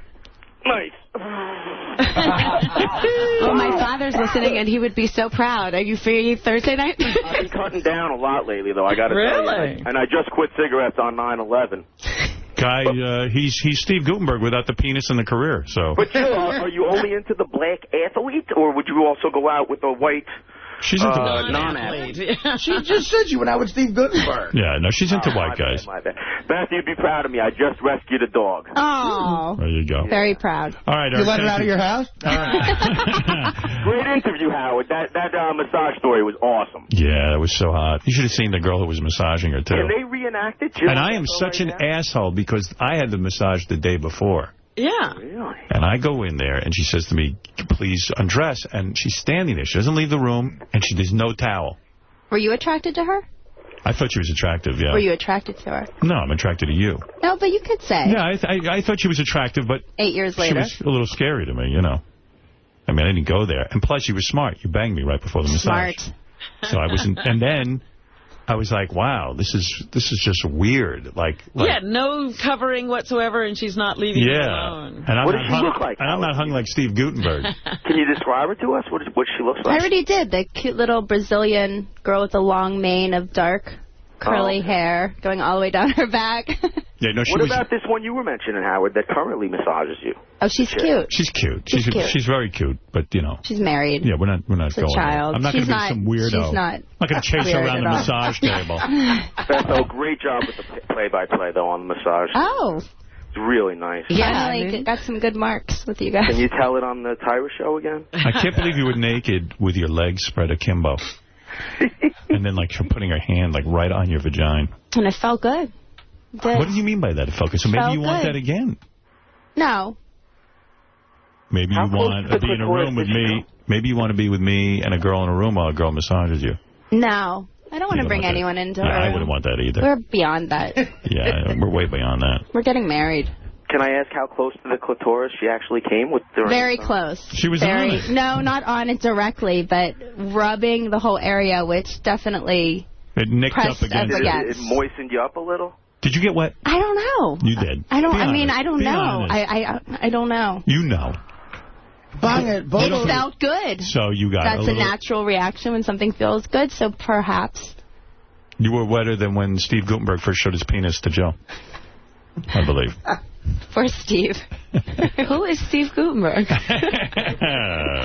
I mean, he really gets a lot of play on the show, I'm just saying. I know. Irish John, you're on the air. Hey, Beth, how you doing? Hi. Congratulations, and I gave money to the Go Betho charity. Just wanted to ask you, are you creeped out by Lisa G or anybody else on the Howard 100 News team? Why would I be creeped out by Lisa G? She's She always seems to be adorable. stalking you guys and following She's you. so not. You won't. Showing up at stuff that you're at. And No, where she shows up are red carpet events where, of course, she's going to be there. She's part of the Howard 100 team. No, not at all. I actually really respect her. I think she's really great at her job. And, she is great. And I admire her. But she's watching webcams to see if you guys are going to, like, City Hall. But that's her job. I mean, you know, she's supposed to be looking for news. She's really good. Yeah, no, she's a cool chick. All right. All right, later. That makes Beth the only person not creeped out by Lisa G. Oh, really? Are people creeped? No. He's making a joke. She's adorable. Artie's making a joke. All right, listen. Are you making a joke? I'll ring a bell when I make a joke. What is it, Chris? Go ahead. Yes. Chris? Yes, hello? Yes. Hey, Howard, nice to meet you. I'm talking to you a long time here, but I want to say something to Jill. She goes into these male locker rooms and interviews these people. Yes. I think I think it's a little bit of a double standard. If a guy went into a female locker room in a sports team, there'd be all kinds of hell to pay. That happens all the time. It does? Guys go into the female locker room? I mean, the Liberty, the W. I mean, there's always there's male and yeah, but nobody watches those games. Yeah, I mean, remember a couple of years ago they had. There was a problem where people were complaining about that, and I just think it's. Yeah, as a player, you would think they would be like, wow, I mean, chicks are watching us naked, but maybe they like it at some level. I don't know. No, but these guys, Nate Robinson and I mean, these guys have been in the league and have been Shaq and Dwayne Wade, and I mean, what if the guy doesn't have a big penis? He doesn't want you to see that. I suppose that people are very careful about. And I think that for the most part, no one's standing around. I mean, everyone's in towels, they have a job. You got to be curious what, one of the Knicks looks like naked, and you got to be curious about his penis. You're a woman. I would look. Of course you would. But you would be desensitized after a while. Yeah, but you see it. And what if a guy isn't so well hung and he's embarrassed? You see, it's not like they're walking around like, I mean, you walk in there and you're doing interviews. It's not like... they're naked. You're seeing not for the most part, everyone. I mean, there's a limited time when you're not allowed in. That I assume. But you've seen the players naked. It is a working locker room at the Knicks. There you go. What's wrong with the human body? That a lot. People should Take a look at mine. So you got the job of the century. That would be so much fun. I'm just wondering why she needs to be in the locker room to conduct these things. I mean, it just seems a little intrusive. Right. You would just think that there should be male sportscasters or male broadcasters? Why do broadcasters have to be in the locker room? If there's reporters in the locker room, she can be in the locker room. There shouldn't be any reporters in the locker room. Do any of the guys try to flaunt their genitals in front of you? People, and this is an honest answer, and I worked with the Heat for so long, and I've only been with the Knicks for a year, but I've never been put in a position where I felt sort of compromised or uncomfortable or any of that. No, of course not. I think you would like to see it. I think that when it's the same thing. I mean, when girls come in here, have any players asked you out? Over the years, not really. Not directly. No, they haven't. Is that a lie? Huh? Not directly. Have I ever told you one story? No, but how could they? Look at her, and she's in the locker rooms, and she knows them all personally, and she's cool. Of course they have. Cool. Everyone, my guy friends who all think I'm dorky thought it was cool that I was coming on today. I told her I've reached cool status now. With the picking out this outfit for the show, was it difficult for you? You picked a... It's funny you said that because Beth wrote me last night, dress cute. So I pictured, I knew we'd be sitting on a couch, and so I definitely thought jeans. Right. And then I went out with someone last night. I went on a date last night, and he said to me, wear, like a tank top or whatever I was wearing. So show off a little. I just wanted to let you know because it's on Howard TV, too, so I didn't want you to think it was just show radio. a little cleavage, that kind of thing. Okay. All right, well, listen. Well, thank you. Thank you so much. Girls, thank you. I wish you luck with Tyra Banks today. We don't need luck. It's very silly, but very fun. Right. And Tyra, it's great. We will all watch it, and we will be back. Where did I have one question? Yeah. Where did Marv Albert take you last night? Oh. You were on a date with Marv Albert? That's one. All right. I won't answer your question. That's one I will. Right. No, of course. While Clyde Frazier is nothing but the consummate gentleman. Oh, Clyde Frazier. Nice. We will be back right after these. Nick DiPaolo's going to come in and hang with us a little bit. Comedian. Maybe he can explain Sarah Palin to us. You know, he's a conservative. Yeah, he likes conservative stuff. Here he is. That's Nick DiPaolo. Recently back from a trip to Afghanistan with Artie. Yeah. I understand you went to Afghanistan with Artie and watched him sleep the entire time. Is that true? What? I can't hear myself. Yeah, I can't hear you either. Are these plugged into anything? You really can't hear yourself? Are you still not hearing? There we go. Much better. Yeah, that was turned on. You look tired. What's wrong? I look tired. I thought I looked great. I got 19 hours of sleep. I combed my hair. You shitting me? Yeah, I don't know. You look like you're a little bit Now out. you're going to make him feel bad. He thought he felt and looked good. I am tired. You're right. I can tell. I get excited when I do the show. You can't sleep Can't tonight. sleep Seriously. tonight? Really? Well, I'm like afraid Christmas for you? Yeah. Are you crazy? Look more like Kwanzaa. What's that? Yeah. Look at him compared to me. Does he still look bad? No, he looks good. But he looks a lot I don't think better. you look bad. You look, he looks good. a little... Christ's sake, I lifted yesterday. I thought I looked good. You're a handsome guy. Don't get me wrong. Oh, thank you. If That's I all was gay, I would go out with you. But I mean, if what was it like going? What was it like going to Afghanistan with Artie for you? I mean, I understand he slept a lot and missed a lot of things. Makes it sound like just you and I went over there. No, well, it's the beginning of the heroin trail in Afghanistan. Right. This is Artie. Dude, you get Ambien on you, right? I give him 3 Ambien, which is enough to kill me. He looks at it, he goes, what the fuck am I, Calista Flockhart? Are you kidding? I swear to God. He goes, I think it's a great wrestler. Such an addict. This won't even put my fucking foot to sleep.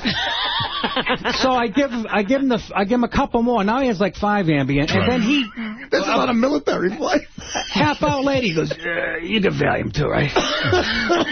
And I give him Valium, and I figured that'll last him the week. The shit was gone before the plane even took off. Wow. Let me ask you something, Artie. That's got to be a lot of pressure in your life. When you were at your worst there, I mean, which is bad. You go to Afghanistan. It must be so much pressure to have to like bug Nick for drugs. It is. And I mean, you probably feel horrible. I know you. You don't like that. I hate that. I ask Gary a lot, because I fell off the heroin wagon before Afghanistan. Right. And I wish I knew that. I would have teased you. Something was it was clear that I was going to fuck something up. And if I had the choice, the Saget roast over Afghanistan would be the thing to fuck up, because I kept saying to myself, if something makes me miss this fucking trip, I'll never recover from that. Like, I would feel so guilty. And so something in me, like, I have that ability. I have that willpower. Something in me made me stop completely 3 days before this trip. Yeah, wow, a whole 3 days. Well, yeah, that's what you need to sort of get it out of your system, even with the Subutex. And I got myself together, and I went on the trip. And then when I'm there, of course, like I think Charlie Parker said, they can get it out of your body, but they can't get it out of your brain. I'm not far enough away.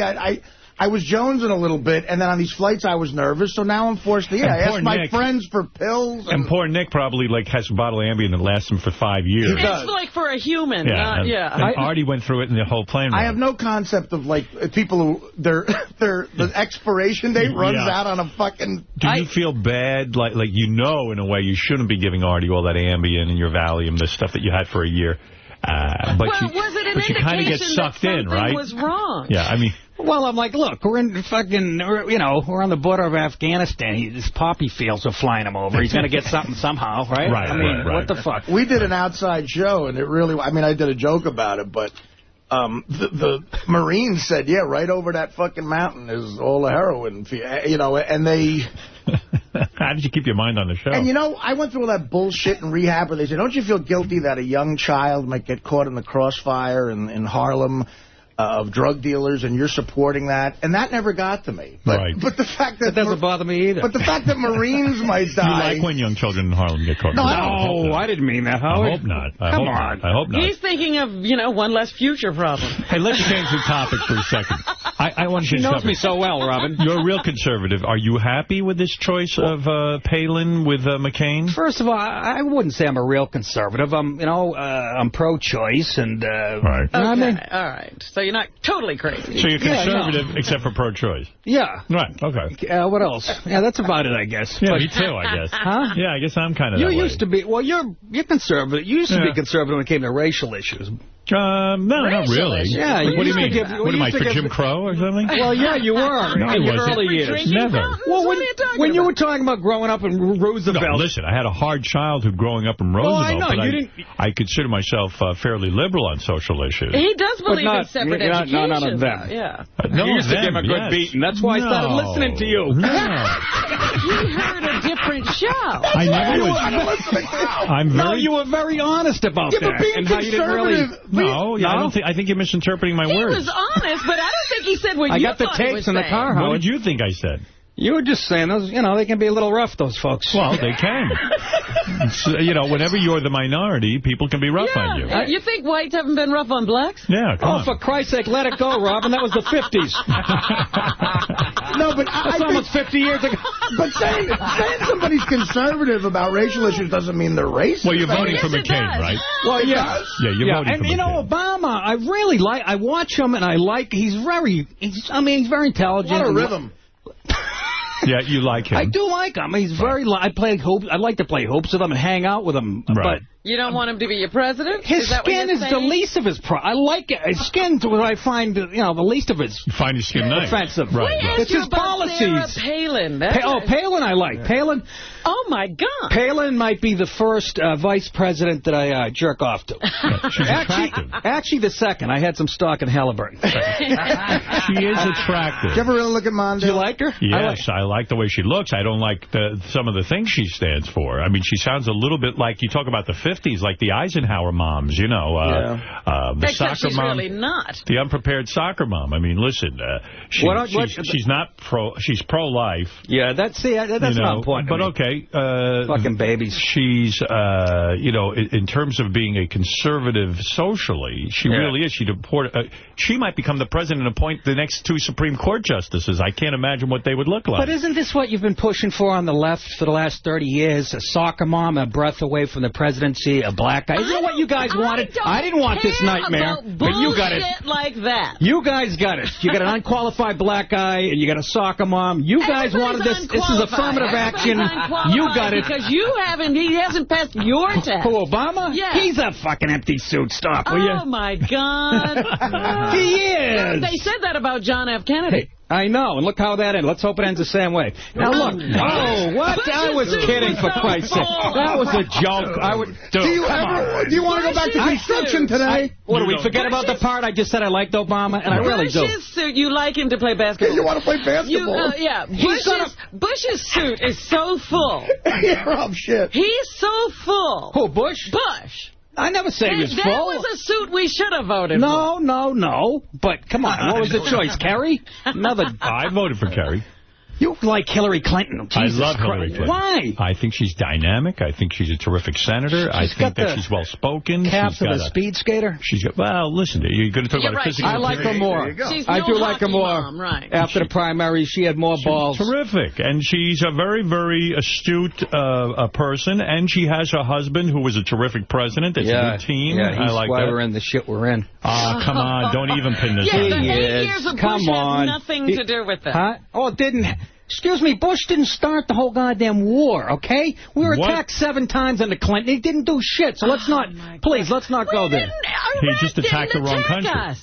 You got to admit that was a bit of a mistake. All right, that's a little mistake. That's a little mistake. Didn't attack us. It's nothing to hold against him, is what you're saying. saying. I got a gig out of it. That's right. Well, Afghanistan, how did you think things were going over there in Afghanistan? They say they got to up the troops because really things aren't going too well. The Taliban is starting to get back in there. Yeah, but look, all right. Yeah, go ahead. We actually, Artie and I, we went, we met a colonel who they took us to those drone planes, right? The guy showed us, he can actually blow people up from his house in Vegas. Fantastic. And we're looking at the guys who were shooting at us out of the back of an Isuzu pickup truck. I know. I think everything's going to be fine. I'm really not getting You think we're going to be able to get that situation under control? But we met, remember that kid we met, that younger kid, Nick, who, he seemed like a guy who's going to run for president one day. Yeah, a real handsome kid. 23 years old. Right. He's already, in charge of, his own platoon or whatever. Right. Yeah. And he really sat there and showed us on a map where he thought Bin Laden was, and why, and he wasn't thrilled with going to Iraq, and you know he was. The guys over there seem to have they have it under control. In other words, we lost some speed on this thing because we got distracted with Iraq. And we had to put a lot of troops in Iraq, but now we'll maybe concentrate more on Afghanistan. Yeah, and I think that's the sentiment over there. The thing that really bothers me is all we do is concentrate on blowing up things. We don't concentrate on building up things. You know, there's got to be something there. What do you mean? What are you talking about? We are building up stuff. Anbar Province, we built it up. You guys want shit to happen in 6 months. It takes a few fucking years. Holy spoiled brats. I agree with you on that. I agree with you. I mean, I agree with you. We need everything. We got Howard on demand. You know, we want everything. I wonder if anyone that you met over there has died. Do you know that? Yeah, I think about that sometimes. What do you mean? Other than Gary on stage? Yeah. Was Gary horrible on stage? No. Come on, be honest. He was fine. He was sad. He did okay. He did fine. He had some jokes. He did okay. What did you say to the troops to encourage them? When you got on stage? I said, vote Republican, stupids. Is that what you said? You told them that? No, they get it from my act, I think. I did 20 minutes on Obama. What'd you say about him? It's not even black. My nipples are darker than him. That's the litmus test. Let me see your nipples. To vote for him. First time I saw Tiger Woods, I went up to the TV like this. You know what? Your nipples are darker than him. Well, that's the litmus test. You may be black. Well, Robin, I was going to... Robin... You told the troops that Obama's not even black. Hey... He's got a white mother, so I just love how that's just discounted. Right. You see what I'm saying? There's the times we're living in. But, hey, whatever. He's a very smart, handsome young fellow. Right. Doesn't say motherfucker every other word. I think we should give him the vote. Okay. All right. There you go. Listen, we have to take a break. All right. You're giving us a lot to think about. All right. The great Nick DiPaolo is here. Everyone knows he's a guy. He's on top of his game. He's over in Afghanistan one week, and the next week he's at the Tarrytown Music Hall. That's a theater. Come on. It sure is. November 28th. You're doing that? That's a great theater. Nick is going to be there. November 28th. Stress that out. November 28th, night after Thanksgiving. You're looking for something to do. Tarrytown Music Hall in Tarrytown, New York. I love Tarrytown. You're not kicking me out yet, are you? No. Very funny. See Nick September 25th through the 28th at the Houston Improv. For tickets, go to nickdip.com. Let me take a little break here. We'll come back. We're going to do the news. Nick will be here. He's got the sort of a good take on things when it comes to the news. He's got a take. I don't know. I like the nipples are darker than Obama line. My black friends tell me that I have black in me because I'm Italian. They go back to that whole... We're still buying that whole story. Yeah, so that's the nipples. They always say your nipples are proof. And How many minutes did you do on stage in Afghanistan? What do we do, Artie? About 20 apiece? It was Gary would go up and do like about 5. Artie didn't know where he was. I had a fucking gift. I was in charge of the group. Artie said first night he goes, great to be in St. Louis at the Funny Bone.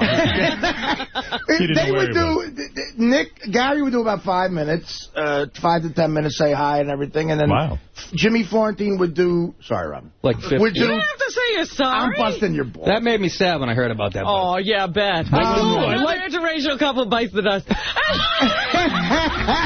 Nick, what went wrong from what you know Jim Florentine, you spent time with in Afghanistan. Did you sense the relationship between Robin and Jim was coming to a close over in Afghanistan? Did you have any private moments with Jim? Can you give Robin any insight? I had a few private moments. We were spooning in bed one night. That's when I had an idea. No, really. He was not interested in Robin. Did you see this coming? Did he didn't lead on to anything. That's why Jimmy's a little creepy, man. It didn't even register. Like he didn't say anything. He was looking at the dykey women soldiers and drooling. I'm like, what are you doing? Did you know that Robin gave him a picture of herself to bring to Afghanistan? Were you aware of that? That's what did it. Were you aware of that? Oh, that's why. He was in a stall for like 25 minutes the first night we got there. So, did you really? What were you wearing? Well, people would ask me. What was the picture, Robin? What were you doing in the picture? It was just a headshot. I see. That's nice, though. People would ask me about that because I sat right next to him going and coming.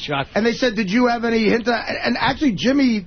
You know, every time Jimmy spoke to me about you, it was loving and wonderful, and not like this. It's not like we hate each other. I know, but not like I didn't get a hint that there was going to be anything over. Well, you were out of it on the heroin. I was not on heroin there. I have to say something. I was on 82 Valium. Yeah, how could you have noticed that? I don't even know if Robin knows this. What? But Jimmy sold the headshot Robin gave him to a soldier. Hey, Schwarzkopf, come over here. I got something for you. $10. Take it or leave it. That's when I knew things were bad. He's a genius back then. That's when I knew things were bad. He By the way, Nick's nipples are darker than Robin's. Don't ask me how I know. That's creepy. Do you, so this was shocking to you, too, I guess. Yeah, seriously, it was so cool. I thought that they would... Robin, how are you doing since the breakup? Now that I'm doing terribly. Now that time has passed. Who broke up with who, Howard? I don't have Sirius Radio. No Robin offense. said on the air that he broke up with her. He broke up. Where'd he do it? Like the Funny Bone in Buffalo? That's got to be horrible. No, it was painful to Robin. She enjoyed his company, and I think she. Oh God, it was really. I was all broken up. No, Robin, come on, you were. No, it was. We were having fun, right. and so it ended. Right. You know, it wasn't that like makes sense. That follows thing. logic. How are you doing now? It wasn't a horrible. We were having fun and it ended. Something went wrong, Robin. No. It wasn't anything. Well, of course wrong. It went wrong. It was just like we weren't going to continue forever together. Let me tell you something. It's nothing a $40,000 party at my house couldn't fix, sweetie. That's right. That's right. I'm all fine now. Nick, you're a skeptic. When Robin said that, you winced. What is going through your head as Robin says it was just going to end and we were having some fun? Well, that just made no sense. That logic doesn't follow. We're having fun and it ended. No, something happened there. He probably gave her something. He gave me something? Did he give you a disease? I gave her a McCain for President pen.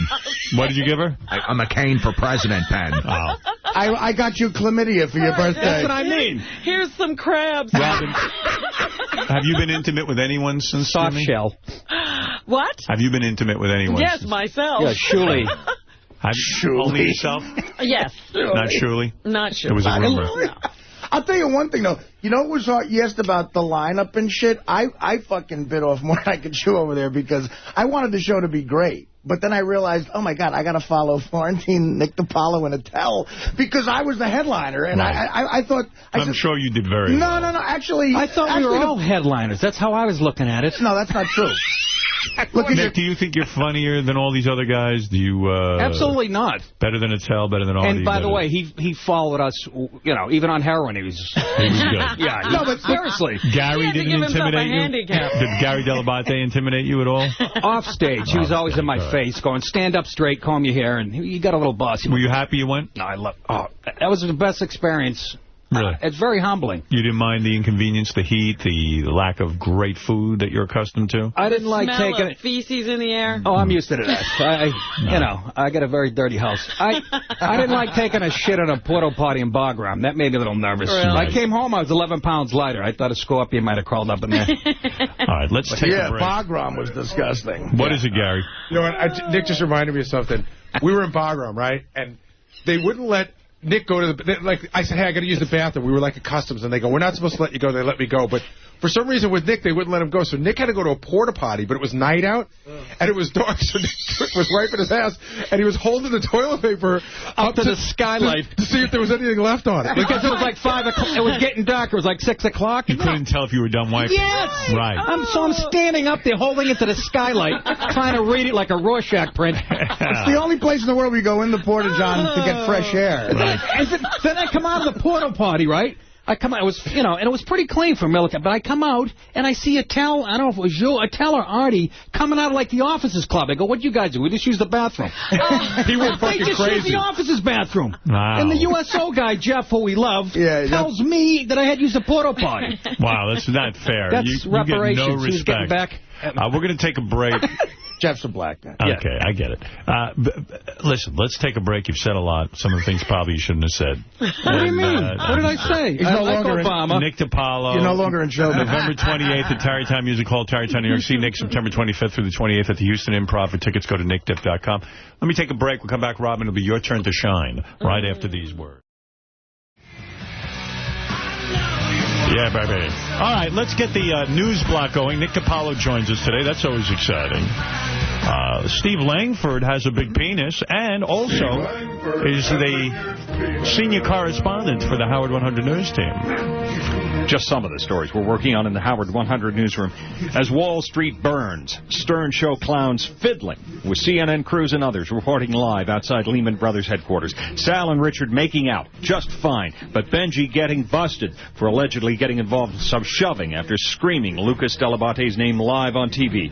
Gary's now internationally famous 10-year-old son telling Howard 100 News what Benji did was hilarious, but Lucas admitting if he were the poor reporter dealing with a crazed Benji, he would have punched Bronk in the face. You want to know something? I told you. Benji, Lucas Dell'Abate, Gary's 10-year-old son, is Benji's biggest fan. And whenever he sees Benji run onto CNN or any of these shows and scream out anything, he thinks this is the funniest thing he ever saw. And good for you, Benji. But the thing is this, that he said to Lucas, the next one I do is for you. Like Babe Ruth, when he told the sick, dying kid, I'm going to hit the home run. Same weight, too. Yeah, same weight as Babe Ruth. Babe Ruth might have been a little thinner, actually. But who cares? So he promised Lucas Dell'Abate next time he got on TV, he'd scream out Lucas Dell'Abate. And sure enough, right there on CNN yesterday, at CNN, Fox News, and another one, he yelled out the name Lucas Dell'Abate. So Gary said he called Lucas to tell him this morning before he left for school. He said the kid was beside himself. Really? Like didn't know what to do with himself. It was like the greatest. Gary, what was it like when you told your son Benji had done this? Well, it was better because I was using, we have that client, GoToMyPC.com. So I was able to play it from live while we were on the phone together. Aww. And he was like, oh, my God, I don't believe it. Tell Benji thank you so much. I can't believe it. I mean, he really was thrilled. What's Benji's underlying motive, though? I'm not even sure why it was even funny. I mean, who knows what the motive was. Well, it was personally funny to Lucas, yes. Yeah, it was. Let's check in with CNN's Alan Chernoff in New York. Alan, let's talk about Lehman Brothers. 158 years in business. Apparently, there were no saviors left. Yeah, if people here are simply stunned that this has happened. Many employees figured, well, at the last minute, something would save the firm. There was an extraordinary series of meetings held over the weekend at the Federal Reserve Bank of New York. We need Lucas Dell'Abate here. We need Lucas Dell'Abate. We were not able to actually have the Treasury Department and the Federal Reserve come in to rescue. Christine, why don't we head back to you, because obviously we have a little bit of interference over here. We'll pick up shortly. Yeah, I'm sorry about that, Alan. Obviously, people are very worked up there in front of the Lehman Brothers headquarters, and really all morning we've seen a lot of people gathered out there after taking their boxes out. A very emotional scene, of course. All right, now, thanks, Alan. Very emotional. That was pretty good. Benji, can you yell my name when AIG goes out of business tomorrow? Yeah, Benji, where are you when Nick needs a plug? Holy moly. At Harrytown Theater. You could use a Nick DiPaolo shout-out. Benji, you had to make good on this promise you made to little Lucas Dell'Abate. Yeah, I feel very happy. He's like my one big fan. The cops grabbed him and brought him right downtown. Did they? Yeah, sure. Listen, and rightly so. Who wants him there but no Nick? But Sal, did you see Sal and Richard? They made out on Fox News and kissed each other's nipples, and it was How did wild. I miss that? Oh my God, everyone's talking about it. I missed that. It's big news. Yes, you were saying, Steve. There they go. There you can see it, Nick. Here take a look at your screen. As the subsidiaries basically wind down or Lehman tries to sell them off. In addition, huge news beyond Lehman Brothers. That's CNN. Yeah. Shocked this morning, by Isn't that great? That's hilarious. What were the ramifications on that? Anything? No, nothing? CNN, they love that stuff. They said there were a lot of upset people down at Lehman Brothers. And a lot of homophobic white males. That and Sal has AIDS. Oh. The Sal and Richard video is on multiple websites. It's already become a craze. Man, this show is cranking on all cylinders. It sure is. Anything else, Steve? By the way, a beleaguered Alan Chernoff, the CNN reporter targeted by Sal, Richard, and Benji, telling Howard 100 News he had no comment as he jumped over a fence to get away from this reporter. Wow. Also today, Eddie, the produce guy, responding to that order to appear at the office of the New York City Sheriff, Eddie told he will have to show up to family court next month to deal with a request from the mother of his 14-year-old son for more child support. You know, whenever you mention Eddie, the produce guy, I don't really know him that well. He's been on the show. The only thing I can think about was when he was getting waxed, he was like a white guy with black balls. His balls were black. Yeah, and it's still... Wait a minute, who is this? Eddie, the produce guy. Well, he's Puerto Rican. Is that what it is? Or he's Guatemalan or something. I can't even tell what he is. He's like Hispanic. Yeah, he looks kind of white to me, and he's got deep, dark, black balls. He's the color of a Guatemalan, tan, but he has black private parts. Like giant black private parts. Well, that's perfect. I would love that. He's white with black genitalia? That's perfect. Think about it. You got the brains and the... Right? He's the perfect hybrid. You can still get a cab, but you can fuck a chick with a black car. That's right. Dominic Carver, what do you want, please? Did Benji actually get arrested? Yes. Well, then Benji appreciates for nothing. Freedom of speech is important. What did he just say? Freedom of speech is important. He shouldn't have got arrested. Did Benji get arrested, or did he... I mean, he didn't get charged with anything, or... Are you arrested, or no? Do you have to answer charges? Well, it's not what most people consider arrest, but yes, technically it was an arrest. No, you were... Did they give you a ticket that you have to appear in court? Yes. Oh, they did? That's a formal arrest. Just call me later. Well, anytime they detain you, it's an arrest. No, but if they give you a ticket and you have to go into court, that's an arrest. Of course it is. Yeah. So you got like a bench warrant or something. So, Dominic, are you offering your services to Benji? Absolutely. To the show, freedom of speech, my pleasure. All right. There you go, Benji. Do you want him as your attorney? Yeah, I called, what's that guy's name? Ron Kuby last night. But if Dominic's interested to... Huh? Listen, Ron Kuby's a dear friend. If you want a real lawyer, call me. It's up to you. Oh, I love it. I love it. Yeah, good for you, Dominic. Dominic. Sing that ponytailed hippie. Well, yeah, I'll co-chair with you. Sing that ponytailed hippie. You have a horrible connection. I know you're saying... He's talking about me in Sag Harbor. He was just giving me a plug. He saw me. You were incredible. Thank you, Dominic. So funny, I have to tell you. I was playing to him and his wife half the time. No one else was listening. Thank you, Dominic. All right. I would listen to Dominic, but his phone connection is horrible. It's my life story. Somebody's complimenting me and the phone sucks. Yeah, I apologize. No way Dominic calls Benji back. Good luck with your case, Benji.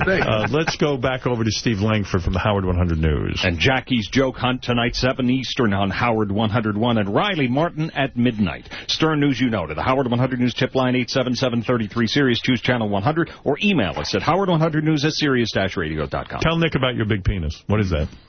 Him too? It's a long story. Him too. Gutenberg, Jesus. All these guys. All right, thank you, my friend. And Johnny Hine is here. John's going to tell us what's going on the wrap-up show at 11 o'clock, or as close as we can get to it. Johnny? Howard. Please put your microphone on. That's very unprofessional. All right, I got it. Nick, yes. Sorry about that, Nick. Howard's fiancée Beth and her pal Jill talked about their careers, the loves in their life, and seeing the New York Knicks up close. Benji was hot for Jill. Really? He wanted her. That's the perfect face. Hotter than for Lucas? You like her, huh? Yeah, next time, Jill Martin. That's who I'm going to scream. She was cute. You're going to scream Jill Martin on the camera. All right. Yeah. Well, there you go. Did you make a play for her while she was here? I smiled. No, that'll do it. While she was talking. Benji's stepping on my action because I thought she was hot for me. I thought. Yeah, we'll have to fight over it. Artie, you were acting very unavailable. No. I was being like, I was doing what I do. I was doing what I do. Is that your move? That's my move, Rob. Well, you see he's got a move. He had that beautiful girl yesterday. She put her hand on my knee in the green room, so I thought I had a shot. Yeah, my moves work, Robin. I have two moves. I ignore a chick or I just pay them. Always works. No gray area. Go ahead. We'll talk about the interview and if there was any chemistry as it's working for you. Between Jill and Artie, how we learned Steve Gutenberg is hung as well as Shaquille O'Neal, the problems that training for a marathon could cause, and what everyone thought of Howard's reaction when Beth decided that she will be Beth Stern. I like that. Is your wife DePaulo?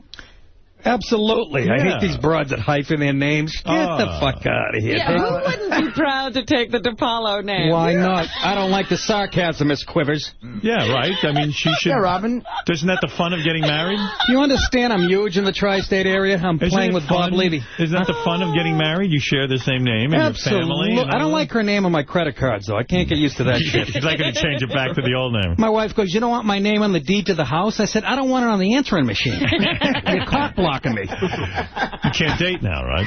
Of course, well, you know, there is the road, but you know me. You're single on the road. You've seen girls in Buffalo.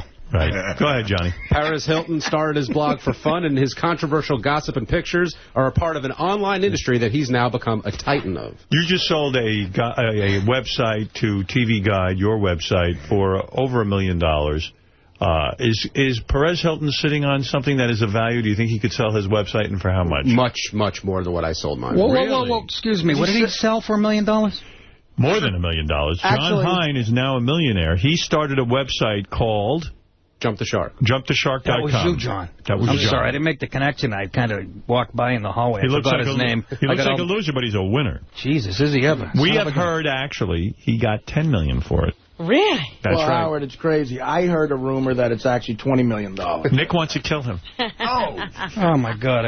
No, I don't want to go. I'm very happy for him. Son of a bitch. You hate everyone, don't you? You're on the road all the time. Well, it's hard. You're at a Red Roof Inn and you roll over. How about John Hein got 80 blowjobs before he got married? 80. I got 80 after I got married. Okay. And they weren't for my wife. John, is it true upward of $10 million? So what is Perez Hilton worth? I wish I sold it for what you guys think I sold it for, but he's worth, I think, over tens of millions of dollars. Really? Yeah. For that website? The brand, he's got all that other stuff going on. He's going to make a lot of money when he sells. Buys a lot of AZT. That reminds me, can somebody join my forum at nickdip.com? Howard, please tell them to join my forum. Any chance in nickdip.com? What do you value that website at? nickdip.com. Oh, I can't even begin to count that high.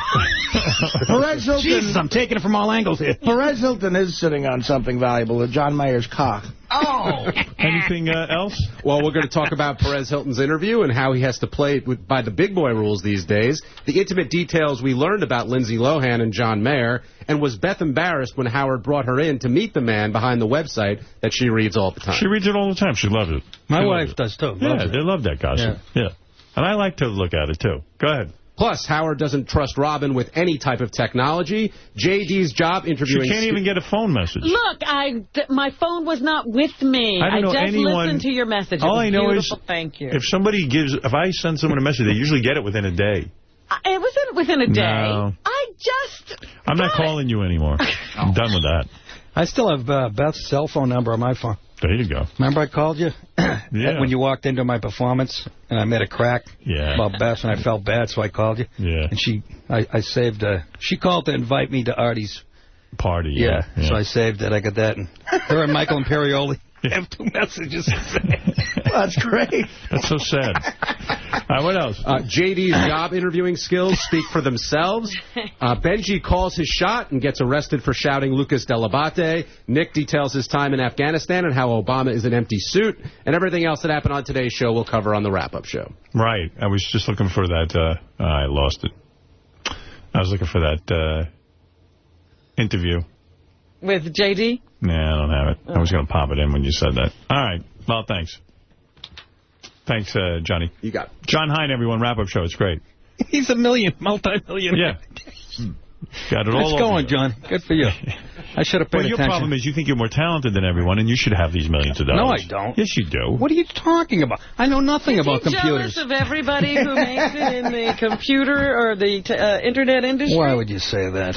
Seriously. Do you have 2 cell phones? That's what they're telling me. Yes, I do. But that's the problem. That's Why do you have problem. 2? Why do you have 2? One is a backup.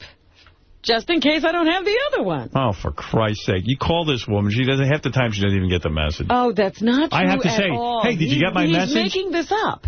Good morning, Mr. Harmeyer. It is. What do you hope to achieve with this internship? Just like, I don't know. Why do you think I should hire you for the job? No, I'm not. I mean, I'm just, Can you tell me about your former work experience? What qualifications do you have for this job? Okay, we'll be in touch. What the fuck is that? Fuck you, dude. That's JD's job interview here. We taped it. When he first got his internship here, we have to interview the interns, and we accepted him. Robin, what's in the news? Let's get to Robin in the news. Robin. I want to put my face in Robin's Sweet Beaver and take a taste. That's the news theme. Of vaginal wine. Vaginal wine. That's sexist. That's misogynist.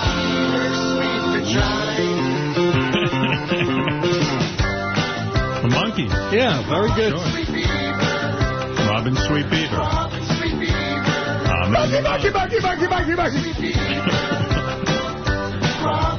Well, that's a beautiful song. That one I like, Robin. Florentine's crying right now.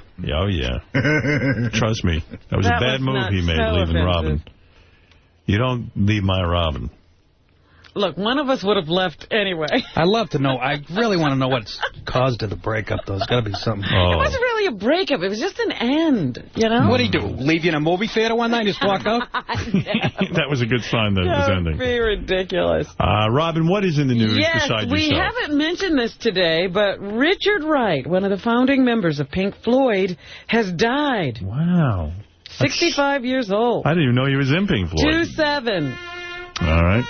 As an example of his work, he was the keyboardist and original member.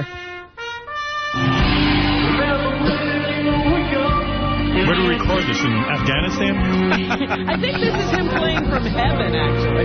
My God, it's a horrible recording. Shine on, you crazy diamond. Yeah, I smoked pot. That's drug music. By the way, which one's pink? The BBC reports Wright passed away after a short struggle with cancer. He was with Pink Floyd from the beginning in the late 60s when the group was made up of bassist Roger Waters, drummer Nick Mason, and lead guitarist Syd Barrett. He helped write songs on the classic albums The Dark Side of the Moon and Wish You Were Here. My daughter confronted me the other day and said, Dad, did you do drugs? With the youngest one? Yeah. And what did you say? No. Oh, you lied again? Yeah. How old is she? 15. I said, no, I never did them. I don't like them. Now she's going to do them because she said no. Yeah.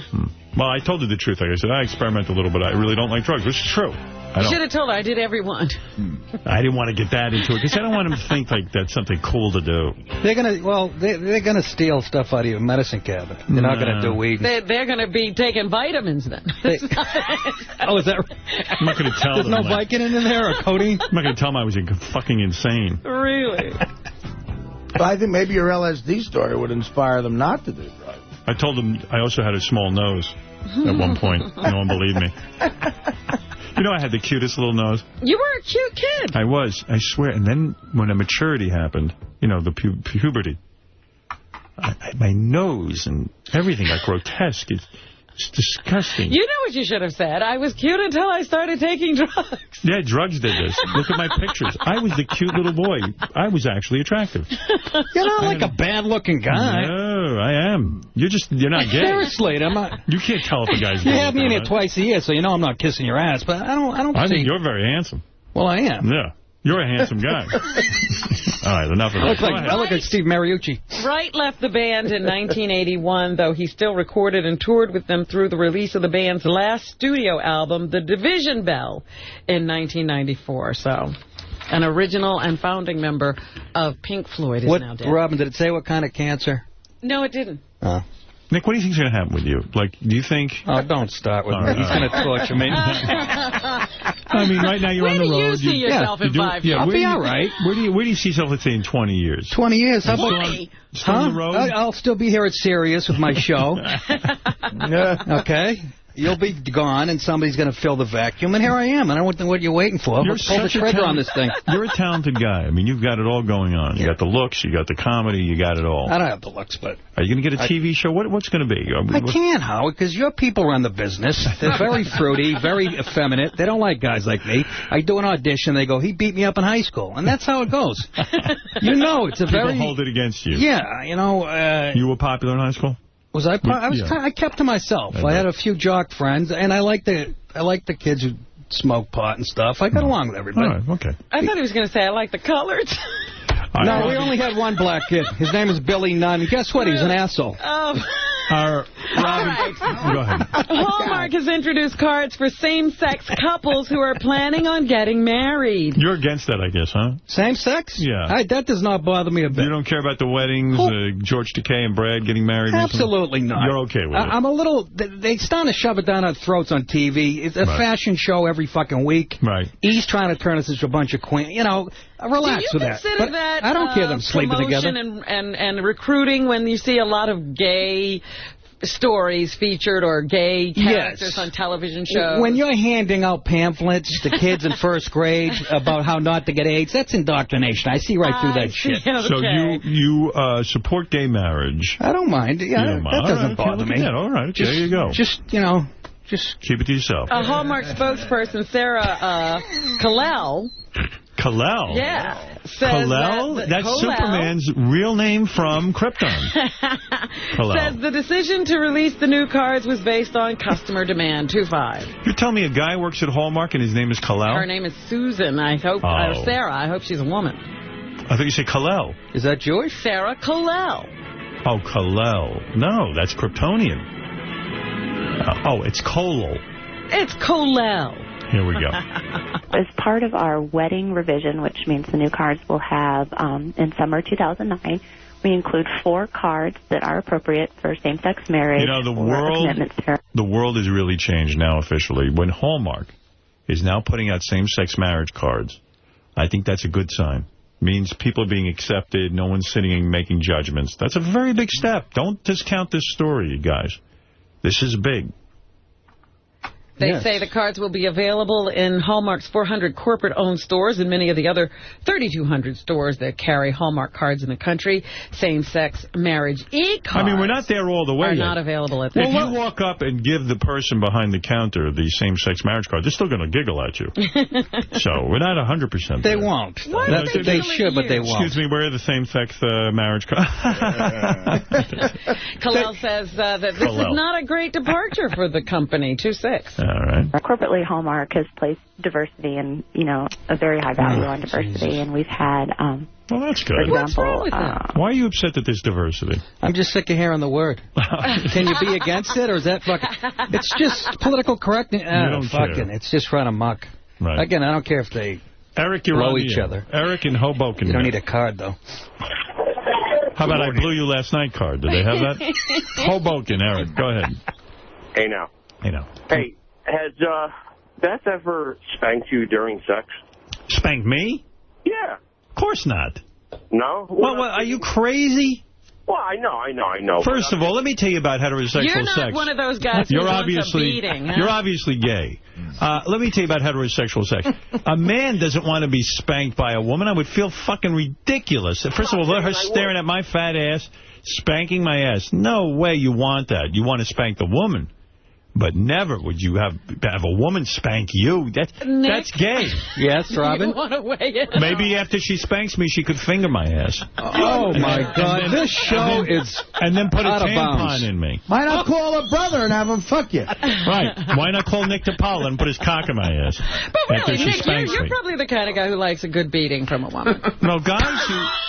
That's why I got married, Robin. Fantasize about being spanked by women have a sexual deviance. Is that a deviance Yes. or just a fetish? I spanked my wife with a closed fist. You still in love? Have you ever banged Beth hard enough where she's dug her claws into your back? Sure. Of course. Sure. Of course. Are you crazy? What? No. How do you keep it fresh? I don't.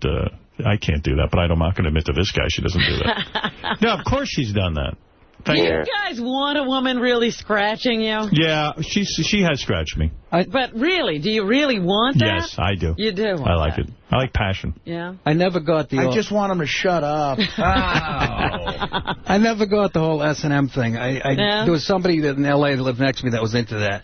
And I said, I don't get it. That's not S&M. No, we're just talking about... She's so into it, she runs her nails down your back or something. We're back to the spanking. Spanking that can happen during a rape. No man wants a spanking. No, Howard, I just want to explain. I didn't want a spanking, but my girl's telling me that she wanted to spank me while we're having sex. I said, you're out of your fucking mind. Well, yeah, we had women in here who tell us that their boyfriends want them to, do all kinds of dominating things. Like that's put very... on a strap-on and the whole thing. Insane. That's very effeminate. No. Yeah. Thank you.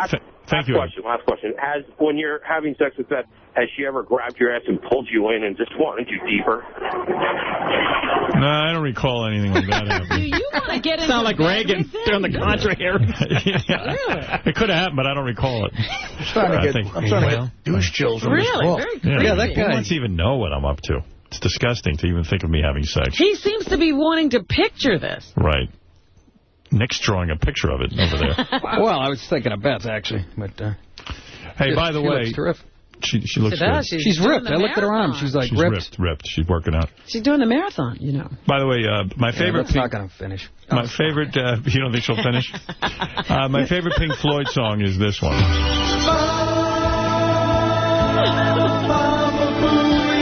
He's got horse teeth. big lips and gums. Did they play that in Afghanistan? Richard Wright was on the keyboards there. That's true. What else? Tired of watching kids fail in school, the education activists have come up with a plan. This one activist wants to pay the kids $25 just for showing up. Jesus. $10 isn't significant or dignified. 30's too much, but 25 sounded real good to her. So she's trying to get parents to go along with that. She's on to something. You're only going to have Jewish kids graduating. Oh, come on. This You've been is in silly. Des Moines, Iowa. This is, if they always say school is your job. Yeah. I said, all right, well, get me paid.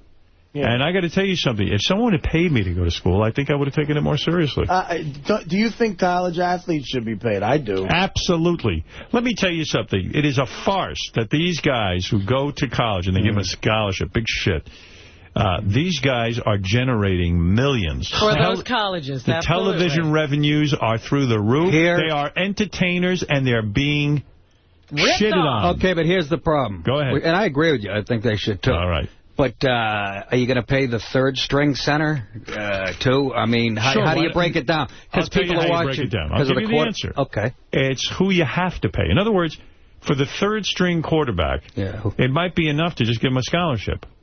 But there should be nothing wrong with the first stringer saying, listen, I want to be paid, and I want to be paid. Do you wind up going through the negotiations of a pro team, then, when you have some high school prospect who's being recruited by a number of colleges? Anytime someone is involved with television revenue, they are a performer. And as performers, all of us are performers. Well, okay, not you, Benji, but all of us are performers. And even Benji, he knows this. That when you're generating revenue like that, you should be entitled to some compensation. Look, a lot of these kids, college football is going to be the only thing they ever participate in. Well, let me tell you something. And let me revise my answer. Let me revise my answer. The third-string quarterback should have a minimum pay. Yes. Yes. Absolutely. I saw a very, very tall guy yesterday. Thank you. Walking around in a security uniform. Right. And I said, I know he played college ball. That's right. He's a security guard. There's a fine line between Mark Gastineau and a bouncer at a strip club. I'll tell you what, if that guy was a basketball player, Robin's bum. If that guy was a basketball player, at some point he probably made people a lot of money. That's right. And he got nothing for it. Oh, yeah, he got an education. Bullshit, he didn't get no education. He's a security guard. What kind of education did he get? He was educated in security. What else is in the news, Robin? Nick DiPaolo, by the way, November 28th at Tarrytown Music Hall in Tarrytown, New York. That's the big news of the day. And Nick, of course, sitting here with us, very honored. See Nick September 25th through the 28th at the Houston Improv. For tickets, go to nickdip.com. Yeah, I hope you got a canoe to get there. Jesus Christ. It's far away. Margaret Holzer, a U.S. swimmer who won 3 medals at the Beijing Olympics, says as a 5-year-old, she was sexually abused by a playmate's father. She told that to Associated Press yesterday. They say the timeline is a little bit fuzzy because of her young age. They believe that the abuse went on for at least 2 years and ended when the family moved away. She said she used to go over to this friend's house often and spend the night. So this was definitely a person she was taught to trust. Even after the abuse stopped, it took her years to realize what had happened. They eventually, made a claim. And there was a grand jury, but no charges were ever filed because of lack of evidence.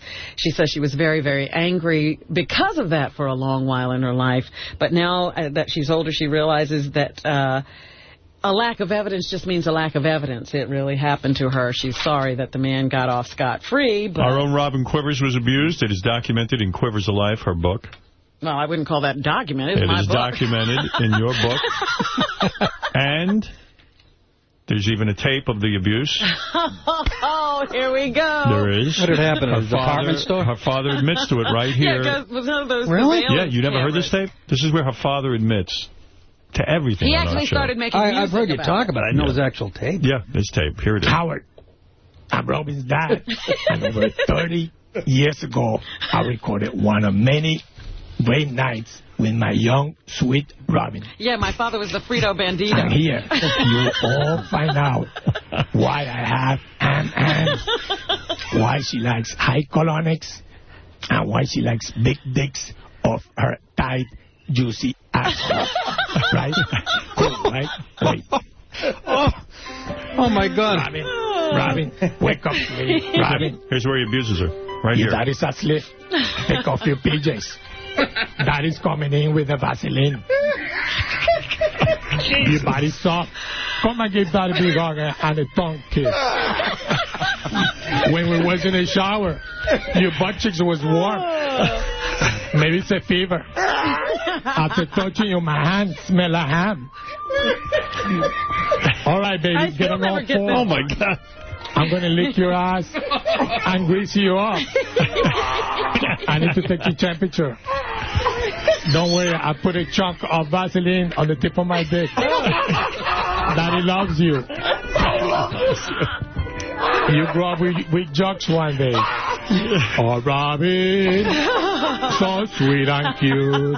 Unconsciously reenacts my abuse with high colonics and loving deep penetration in her ass. Daddy loves you. Daddy Then loves the sink. There it is, documented. Bye, sweetie. Thank you. All right.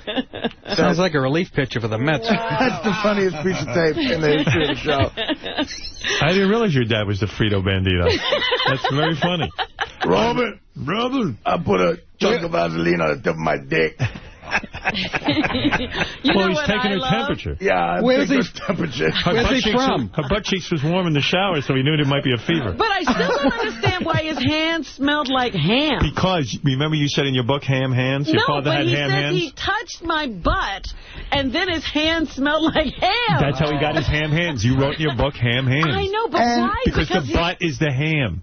Any mathematician could say that X equals E. You don't know your own father's reasoning? That means your ass smells like ham. I've That's what never that means. understood. Did he work for Boar's Head? That's your ham. You got to take a creative leap, Robin. I couldn't make that one. I feel better. I haven't really said anything offensive in here after I heard that. That's really I really haven't said nothing. Has Nick ever heard the phone call he made when he was trying to buy me flowers? Oh, yeah. Oh, your dad? I don't know where that is. Do you have that, Fred? I'll see if I can find it. Maybe the guys out there can help me, too. This is where Robin's dad tried to get her a Valentine's gift. Did you ever hear this? What kind of accent is that he has? He was Guatemalan. Yeah, don't make fun of my father's accent. That's from a... You still love your father despite that, right? You don't want Nick making Probably jokes. loves him more. He's from the country known as El Disgusting. Disgrazia. Here, I found it. Here it is. Here's her father ordering flowers. Good morning, florist. Yeah, good morning. I need a message on flowers. You deliver flowers? Yes, we do. 2 dozen flowers. You want 2 dozen roses? Well, first, I need to tell you a message on the flowers, please. Okay, and the message? Robin, sweetie. Robin, sweetie. Take off your PJs. Take off your PJs? Yes. Daddy is coming in. Take off your... Wait, hold up. Sorry. PJs. Yeah. Daddy's coming in. With the Vaseline. With what? With the Vaseline. Is this a joke? No. Please. This is my daughter. Coming in with... How dumb is this, bro? One more line. Okay. When we was in the shower, your butt cheeks was warm. Hang on, I'm still writing. Okay. Okay, could you please read it back to me? Okay, it says, Robin, sweetie, take off your PJs. Daddy's coming in with the Vaseline. When we was in the shower, your butt was warm? Your butt cheeks. Your butt cheeks. Oh, your butt cheeks. Yes. Was warm, okay. Yes, one more line. Okay. I put a little bit of Vaseline on the tip of my dick. Okay, I'm sorry. I'm not gonna put messages please, like this down. I pay double, please. No. I can't do this. This is obscene. It's my daughter, please. The first half. You're talking about your daughter? Yeah, but she's over 18. Just turned 18. I don't want to hear this. This is no. I'm sorry. I cannot do this, sir. We play games. She just turned 18. No, thank you. Wow. She doesn't get offended till the 5th paragraph. What a sharp tack, huh? Well, listen, times are tough. Try selling flowers. Yeah. He's a charming guy, too. Robin, is there anything else in the news? Yes, a gang of devil worshippers in Russia butchered their victims and roasted them on a bonfire before devouring their flesh. Freaking potent. God. Horrified cops found body parts dumped in a pit beside an upside-down cross, a symbol of satanic worship. That's why I never became a Satan worshiper. I don't want to eat people. The victims all suffered 666 knife wounds, or 666 knife wounds. No, 66. 666. That's the number of the beast, Robin. Iron Maiden. True, I know that now. Metal up your ass. Judas the Priest. number associated with the beast or the Antichrist and featured in the horror film The Omen. The pals, 3 girls and a boy aged 16 or 17, were all goths. They were lured one by one to a cottage and forced to get drunk before being butchered. Wow. At least they let them get drunk. Police believe the teenagers were cooked in the flames before their flesh was devoured. Oh, man. Russia. Yeah. They began tracing the gang after finding out that all the victims had made phone calls to the leader of this gang. Fred Norris. If I had to eat anyone in this room, I'd eat Fred, because I bet he tastes the best. The gang leader... I'd last you a long time.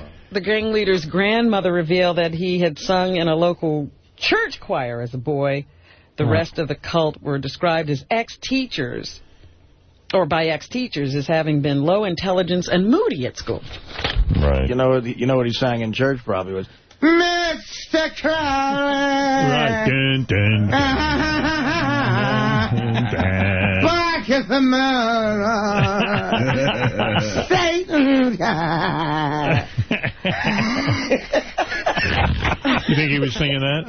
Yeah, Mr. Crowley. Dun, dun.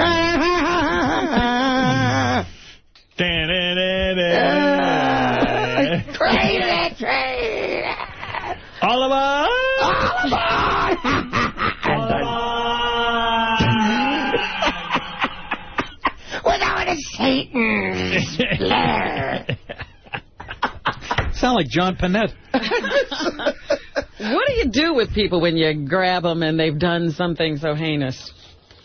You call Mr. Crowley. You have Artie sing to them the rest of their lives.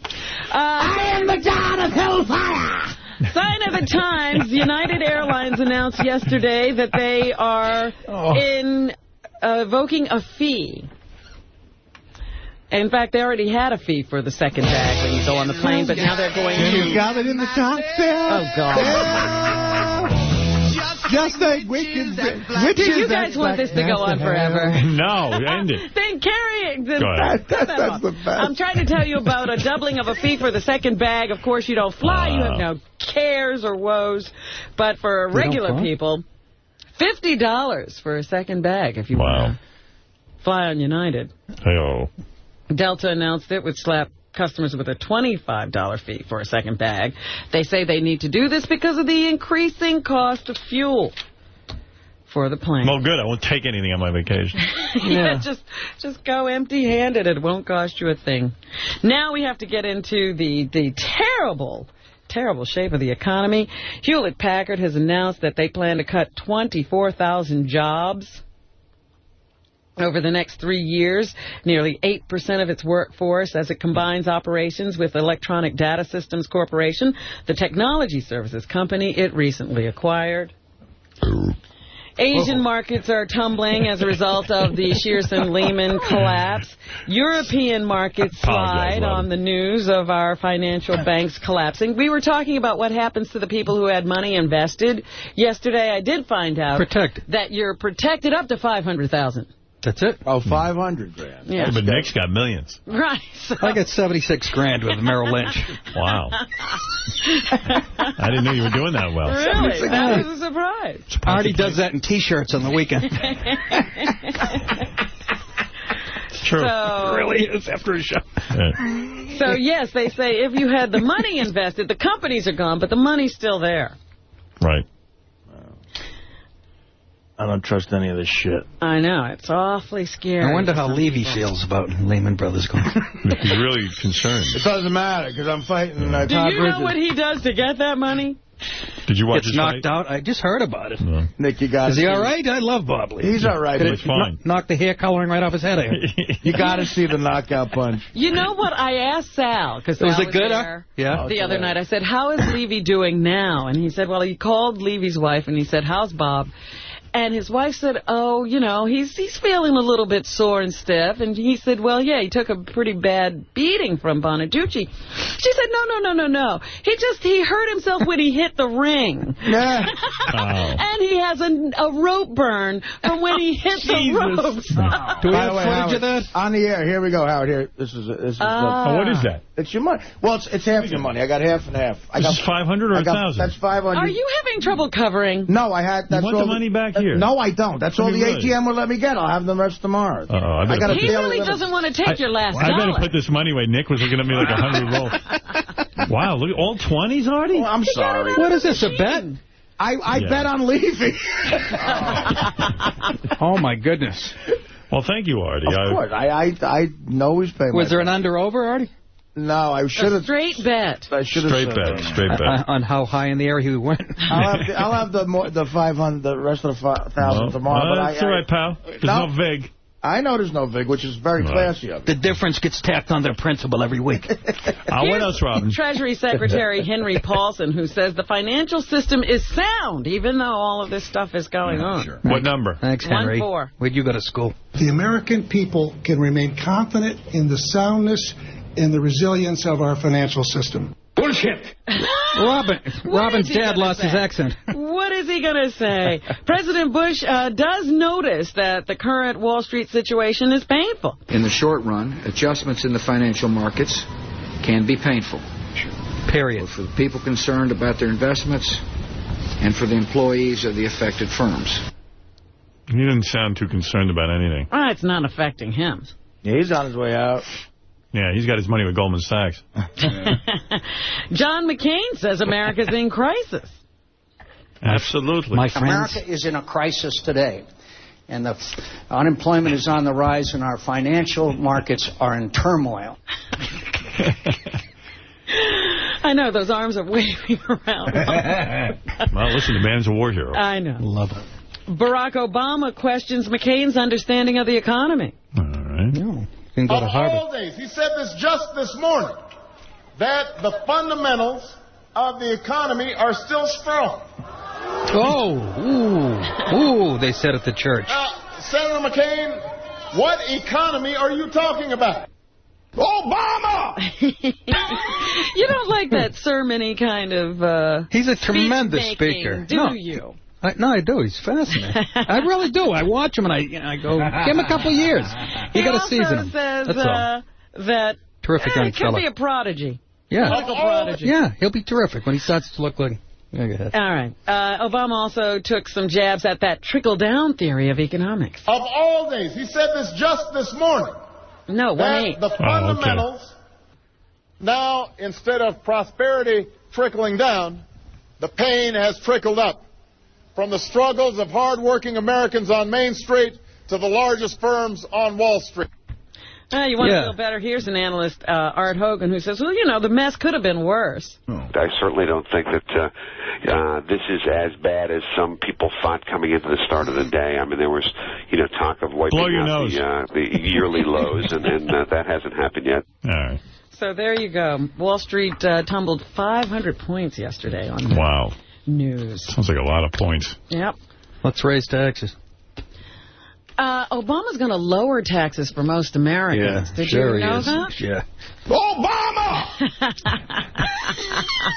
All right, anything else, Meanwhile, in California, the state's top rail safety regulator said on Monday he would seek an emergency order banning train operators from using cell phones.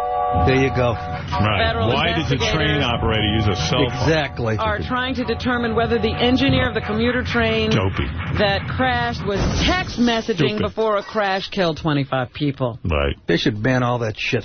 Yeah, what's safer than scrolling through your playlist at 80 miles an hour? Right. Looking for the best of air supply. You're right. I'm telling you.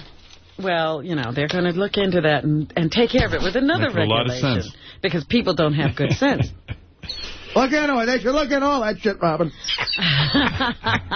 Isn't that something?